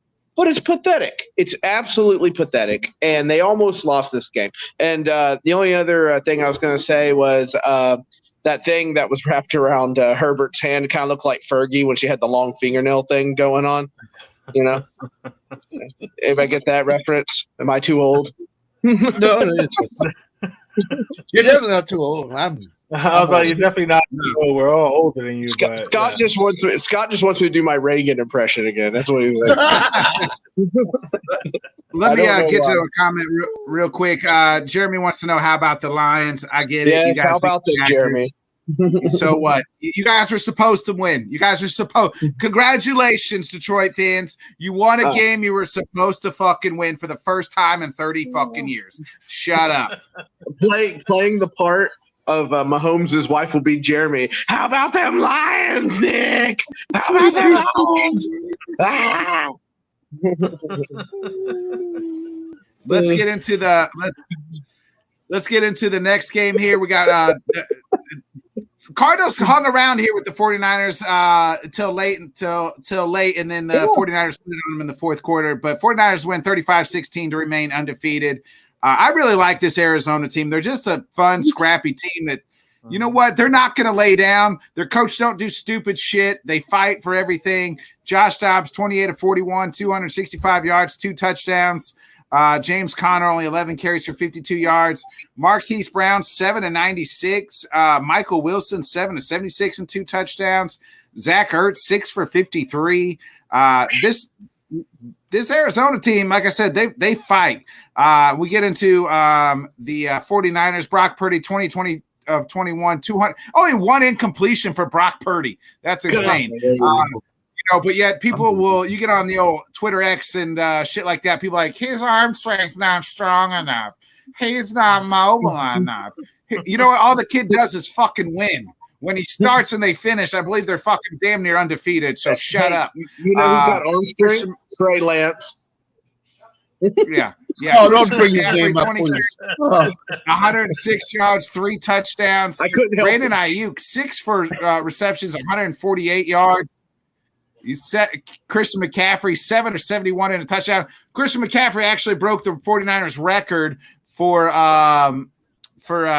most touchdowns consecutive in a game. So, for the franchise.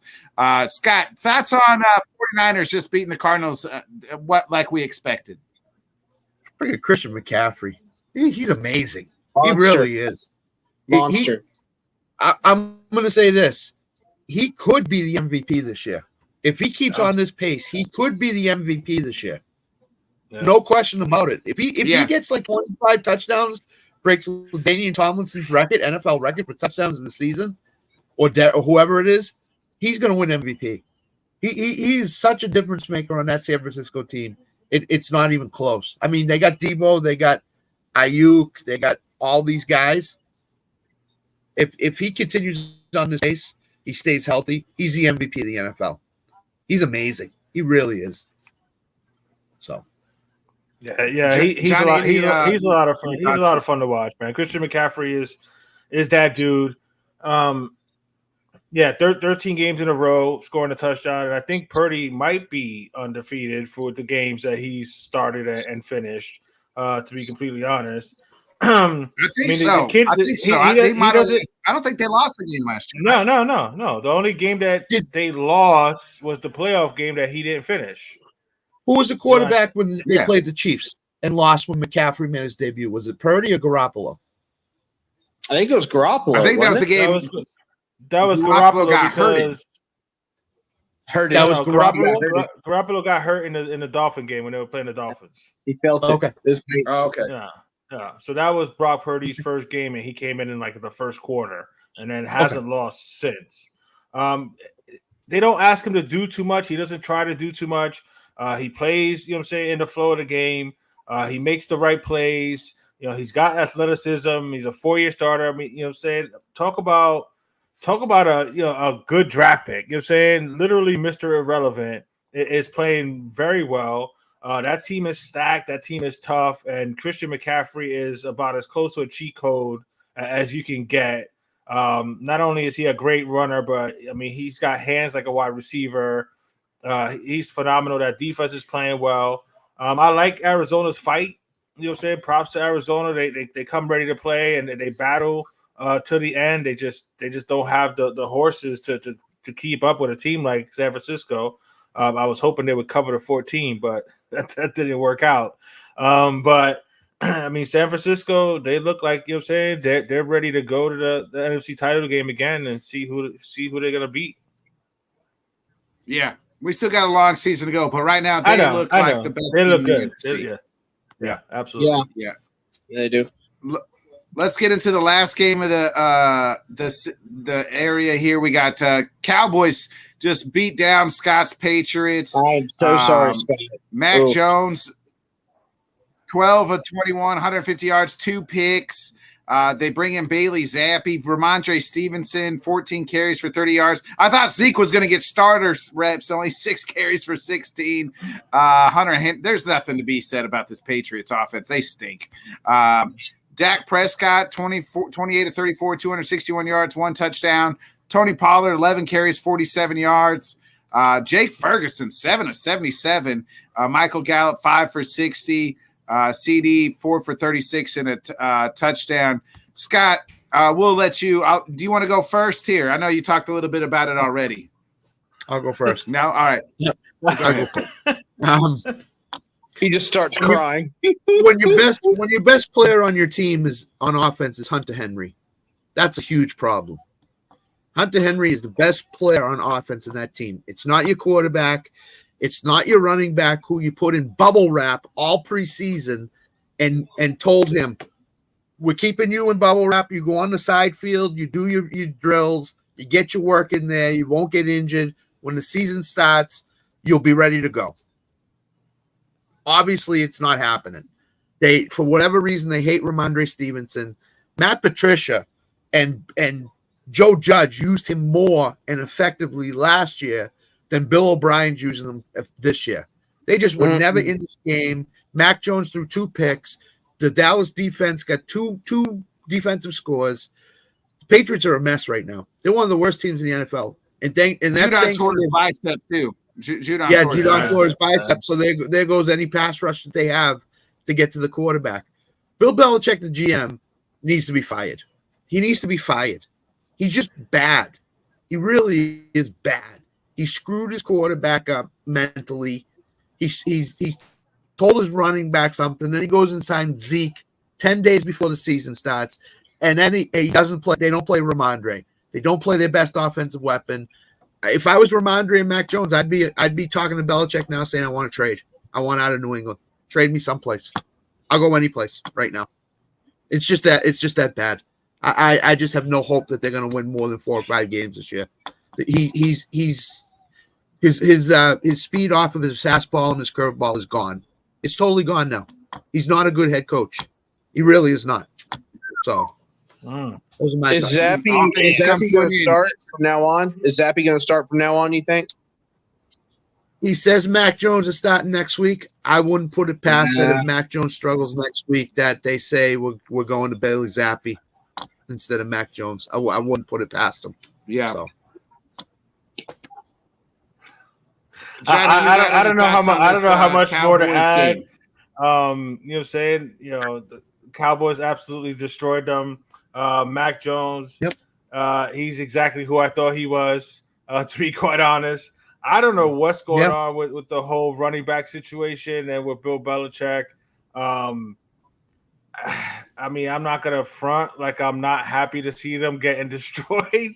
To be completely honest, Scott, you'll say I love you the whole shit, but I don't mind seeing the Patriots getting their ass whipped. But I thought they would, I thought they'd have 7-8 wins. Like, I'm with you, bro. They might only win 4 games, and then to lose Judon is huge. Absolutely, he had a career year last year, and he was off to a good start this year as well. He's been their best defensive player. Yeah, man. Maybe their best overall player. Really, maybe their best overall player, best player on the roster. I mean, he's been their best acquisition since Randy Moss. Yeah, I think. Woo. Yeah, that's probably so. Yeah, that's probably right. Just don't get the first pick in the draft, bro. Yeah, I'm just saying. Just tank. Yeah, you can't. Yeah, I just don't understand.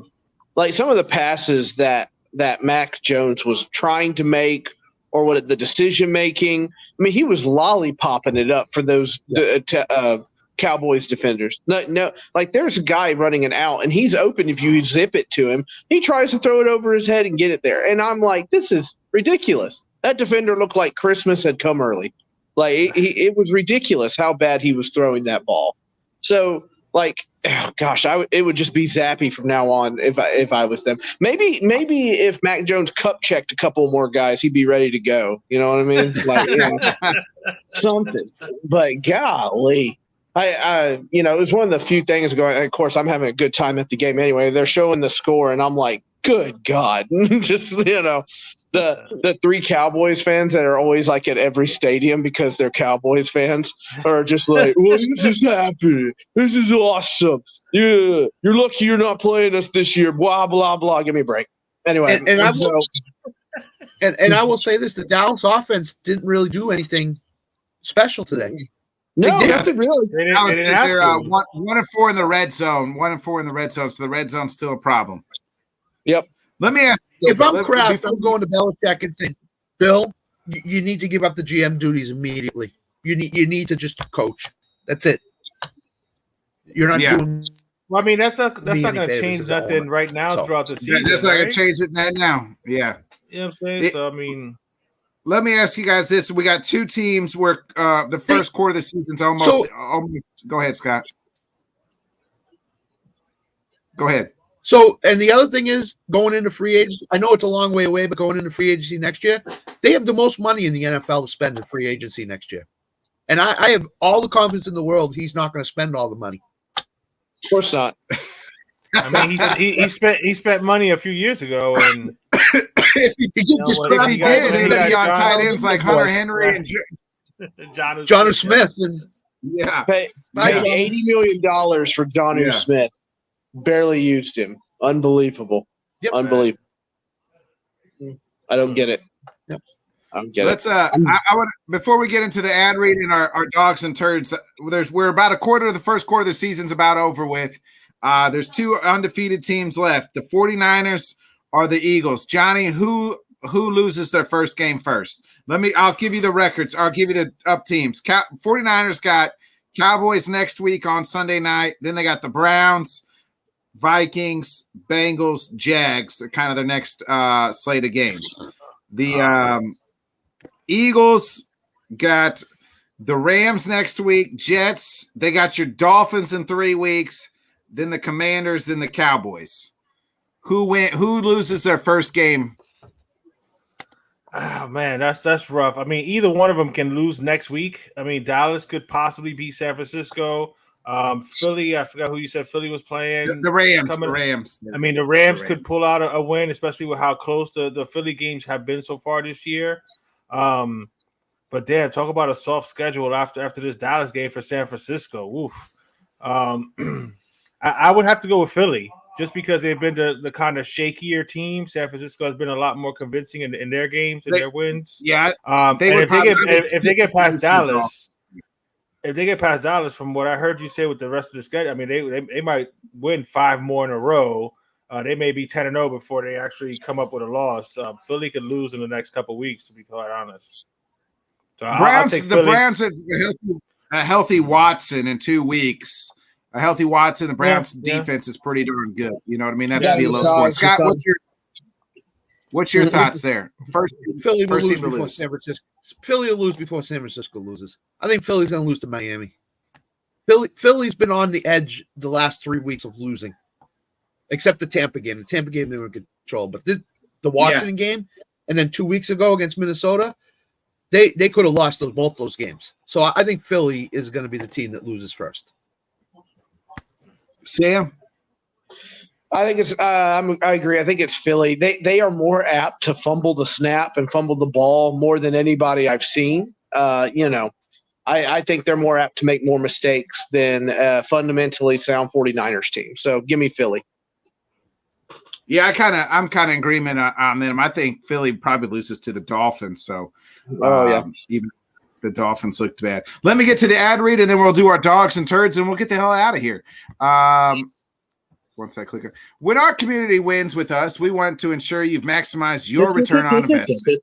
Line shopping for the best odds matters, and that is why any profitable sports bettor needs to be using multiple sports books. Thankfully, there's never been a better time to get signed up, and we're here to connect you with the best promotions industry-wide. Using our link, signupexpert.com/let's talk. You can get access to all of the sports books in your region, along with a review of each platform and unique features. Most importantly, this page automatically considers the top promotions at each book, allowing you to start line shopping with an enhanced banquet. If you want to take advantage of these benefits and support our brand, please consider signing up for your next sportsbook at signupexpert.com/let's talk. That's All right, Johnny. professional, Nick. I didn't know you had it in you. Is Aaron Rodgers playing quarterback for the Jets tonight? That was a hell of a throw by Zach Wilson tonight. What the hell's going on with him? He's playing decent tonight. I think he's playing loose. He's just like, fuck it. He's just throwing the ball. No, Bryce. He knows Taylor Swift's in the building, so he's trying to look good. Oh, yeah. That's wait, is Taylor Swift's mom in the building? Maybe that's what he's Yeah, you get eyes for Travis Kelce's mom. Never mind Taylor Swift. So. Yeah. Hey, baby. All right. We go ahead, turd Johnny. first. Yeah, go ahead. We'll give your turd of the week. All right. Well, I was gonna give it to Coach Allen from New Orleans, but I'm gonna go ahead and go to the original guy, which is Eberflus from the Chicago Bears. Like, how do you not kick that field goal, bro? And how do you what do you say to your team after that? Like, you literally lost the game for your team. You had a chip shot field goal, which again, I know field goals, you never know what's gonna happen, but it was not even a 40-yarder, 30-something yarder, low 40-yarder, and you pass on the kick again, trying to be the smartest person in the stadium, and you cost your team like Craig said earlier, a much needed victory. Your quarterback just balled out, and you completely just you just completely just flush it, it. You basically just you shit yourself. And completely, botched that call right there. Instead of just kicking a field goal, taking the points, you gave your team an L. You cost your team a win right there. So yes, Eberflus is my turd of the week. What the hell is going on in New York right now? Zach Wilson's playing. I've never seen Zach Wilson play like this before. What the hell is he doing? Holy It's because Aaron's in the building. I told you, Aaron's got a headset on. Aaron's telling them where to fucking play and throw the damn game. Throw it over here, Zach. Okay. Sure thing, Mr. Rogers. Zach, Taylor's in the next box from where I'm sitting. If you win this game, maybe I can introduce you to Taylor. Can I have a blank space to write her name? That'd be great. I mean, that throw should have probably been intercepted, but nonetheless. Well, Scott, we have a tie game. Turd of the week. I could go with my Patriots, but that'd be really too easy. So I won't go to them, even though they are turds. All of them are turds of the week. I'll go with Joe Burrow and the Bengals. I mean, he shouldn't be playing. It's more Zach Taylor and management. He shouldn't be playing.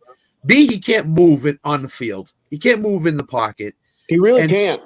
He really can't. And C, he can't throw the deep ball. Joe Burrow played awful today, and I just saw highlights of him. He's flexing his arm on the sidelines. So he's got another injury on top of what he's got with his cap. So he did not play well at all. He just did not show up. It was like, all right, we're going down to Tennessee to play, but I'm not interested in playing this weekend. So my turn of the week is Joe Burrow and Cincinnati Bengals management. So I like it. Sam, you got a turd of the week. I mean, I guess it's kind of low hanging. Ryan Day with the Bengals. What a fascinating case study for that mother idiot. I don't even know what to say. I mean, like, he's out there and they're calling. He says before the game, "Oh, this is the best week of practice Joe Burrow has ever had. He looks great. He practiced all blah, blah, blah." And he gets out there. Sam, Ryan Day is the Ohio State I'm so sorry. I'm tired. What's his name?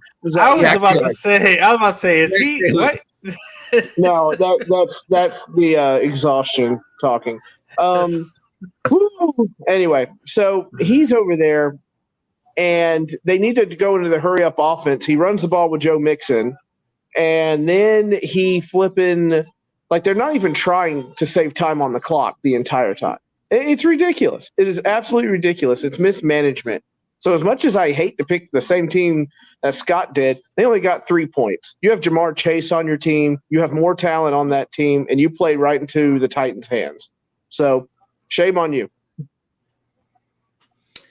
Yeah. My big old turd used to be the best team in the league, and that's the Patriots. That's who I'm giving my turd to. Is none other than the Scots Patriots.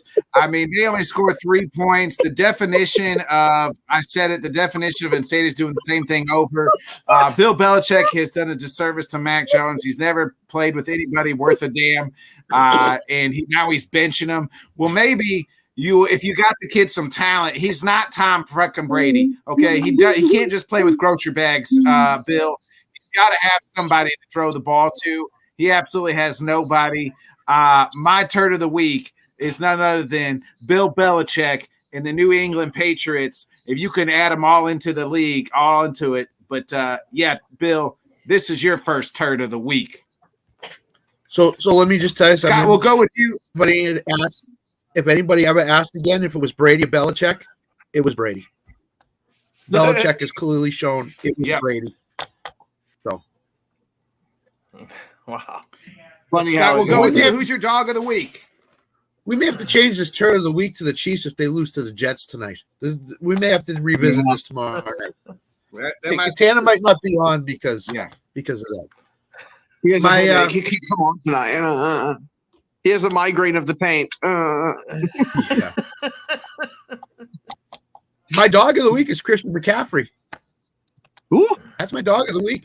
I mean, what work he's putting in for the San Francisco 49ers. That's the best trade that the San Francisco 49ers have ever made, ever in their organization's history. I mean, he's just. Didn't they trade for a guy named Steve Young once, Scott? I don't know. I mean, didn't they trade for a guy, Steve Young? Yeah, but I think this guy is doing a lot better work than Steve Young. I know Steve Young was Super Bowl. I know that happened, but it took Steve Young 2 or 3 years. Christian McCaffrey's probably not going to be. Don't break this. It could be the best acquisition since Steve Young. Yeah, that's fine. Yeah. I just think that he's taken his game to the next level, and I didn't think there was another level to go through with it. He was great with the That's a sack. But McCaffrey 4 touchdowns today. I think he had almost 200 yards of offense for the 49ers. He single-handedly won them the game today. So Christian McCaffrey's my dog of the week. Could be Zach Wilson tomorrow night, by the way, just so you know. So, John, you got a dog of the week. Yeah, I mean, I almost went with Justin Fields, but because he had a phenomenal game and he balled out. But I'm gonna go with C.J. Stroud, 16 of 30, 306 yards, 2 touchdowns. He's been balling out the last 2 weeks. Again, you know what I'm saying? He was my number 1 quarterback coming out in this draft. And the Panthers went up to the number 1 spot and took the wrong quarterback and just left C.J. Stroud there for Houston to grab. So I'm going with C.J. Stroud. He's coming into his own. Again, it's only been a few weeks, so I'm not trying to crown this kid as the next up and coming, but he's showing that he can play. So if you put some more pieces around him, and that defense, comes together, they could compete in that weak ass division. So I'm gonna go with C.J. Stroud as my dog of the week. Sam, you got a dog of the week? I do, and I don't like picking my own team or whatever, guys, but Derrick Henry returned to form today, and it was great to see. And I mean that in the aspect of throwing guys around, bopping off people. There was a big 29-yard run where he got out of 4 guys, or he didn't really get out of their way. He just bopped them and kept going. And we've been waiting for that, and it's good to see him get out there and look like himself again. I think even the TV announcer said vintage Henry when he did it. And that's what it was great. It was great to see that again. Yeah. My dog of the week, since Johnny took mine, is none other than Stephon Diggs. That's right. What's it smell like in there, Nick? What's it smell like? My dog of the week. 6 receptions, 120 yards, and 3 touchdowns. Miami forgot to cover the guy. Come here, boy. The game, I said the game I was most interested in. Stephon Diggs was the star of the game. So Stephon Diggs is your NFL Week 4 dog of the week. You could actually combine Diggs and Allen together. Absolutely. I mean, do you notice the theme with our turds was a lot more to do with coaching and stuff like Yeah. that than the actual players playing. So Yeah. there was a lot of bad coaching decisions going on in the NFL these last couple of weeks. And I think the most egregious one, besides Eberflus costing them the game, but what Zach Taylor is doing with Joe Burrow is ridiculous, bro. You're gonna get that There kid was no hurt. plan B. There was no plan B. Right. Besides the fact that he can't push off that leg to throw the ball deep, but he can't protect himself in the pocket. He can't get away. So, I mean, I don't know, man. Are you going to be different?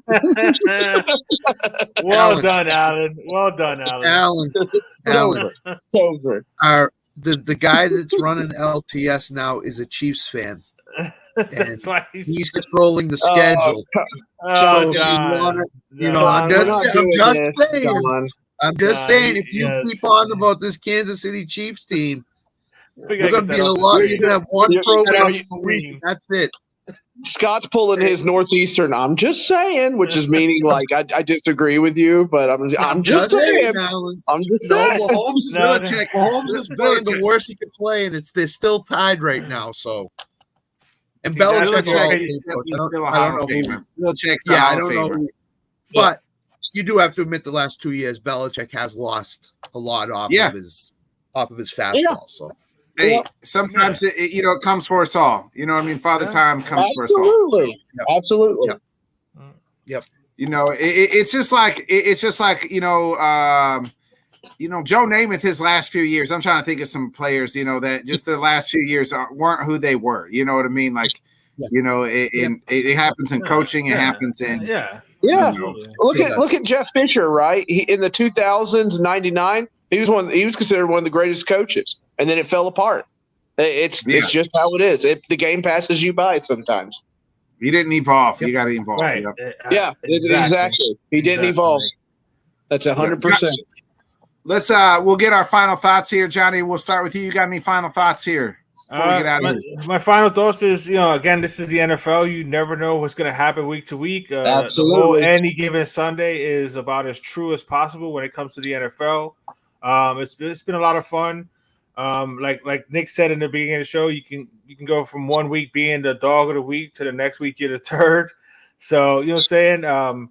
But coaches, you know what I'm saying? How about doing a better job supporting your players and putting your players in a better position to actually win games and don't cost them games? I'll be back in about an hour or so with my boy Rob Logan, where we'll do the post-game show of the possible upset here. As the Jets, you know what I'm saying, are looking to try to upset the Kansas City Chiefs, and the Kansas City Chiefs are not going to cover. I'm going to go ahead and go on a limb and say they're not going to cover. What was the spread? The spread was 17? 9. 22. 9.5. There's still time. They can cover. They still can cover. The third quarter. No, I know they can, but the way they're playing right now, they might lose. Yeah, it doesn't look like it. The Jets are playing. This is the best the Jets have looked all year. That's for sure. Yeah, and they're making plays for him. We talked, and I mentioned it in the pregame show about saying coming up with some type of a game plan to help out Zach Wilson, and I was told no, it doesn't matter. You can't come up with a game plan for him because he just stinks. I don't know. They're playing pretty well. I mean, he does. But they've got a good game plan going. Can we have a Nick that stinks? They stink. That's what I want. I want a Nick Bodkins. They stink. Zach Wilson stinks. Yeah, I stinks. I love the inflection. The head bobs there. They stinks. Scott, any final thoughts here? Yeah, just going off football for a minute. Rest in peace, Tim Wakefield. Great man, great guy with charity around the Boston area. A true Bostonian, and he was diagnosed with brain cancer about a week ago, and he passed away this afternoon right before the Red Sox game at 2:30. So, shout out to Tim Wakefield. Shout out to his family. His wife is battling cancer as well, so they've been hit really hard by this. But I just wanted to say rest in peace, Tim Wakefield. And rest in peace, Patriots season, because it's over. So it's over. Yeah, what was it? What did he play? Wakefield 15 to 17 years as a Red Sox. 17 years in Boston. He won his first 10 starts as a Red Sox. He won 16 games. His second year in Boston, finished third in the Cy Young voting for a knuckleballer who had never had any success, and he came to Boston and he won 200 games as a Red Sox. So in 10 years, and he was a crucial part of that 2003 comeback for you guys. Because I still stand by that. If he doesn't take the ball, 2004, Johnny, 04. That was 04. Whatever. 04. I try to block it out. That whole shit. John, you remember he gave up the home run to Boone? That game 3. You know what I'm saying? The Yankees were beating the hell out of Boston, and he came in and he just, you know what I'm saying? He pitched those innings to save the bullpen, and then they wound up, you know what I'm saying, doing what they had to do to come back in that series there. And then especially after the season where he gave up the home run to Aaron Boone. He's always been a classy dude. So you'll say rest in peace to Tim Wakefield. And yes, if you remember the two things I'll convey. In 2004, Joe Torre, after that series, called him in the Red Sox clubhouse to congratulate him because he knew that Tim Wakefield was an important part. And in 2007, he wasn't even on the World Series roster. The Red Sox Francona kept him off the roster and put somebody else on. And they won the World Series, and Mike Timlin and a couple other guys credited him with the reason why they won that World Series. So, kudos to him. Great career, great man, more importantly. So, rest in peace. Sam, you got any final thoughts here before we get out of here? I'm changing my turd to the Taylor Swift coverage. That's my turd. I hate it. I want to flush down the toilet as quickly as possible. It's so bad. Yeah. Final thoughts. I'm with Johnny. The NFL was an interesting time. My Titans were dead in the water. I went into the stadium going, well, let's see what happens. And I walked out with a big old smile on my face. So you just don't know. And boy, that's the fun of it. It is the absolute fun of it. Absolutely. But yeah, I love. Thanks for guys for putting up with me. I finally got the boy down, and I was like, I'm not ready for sleep.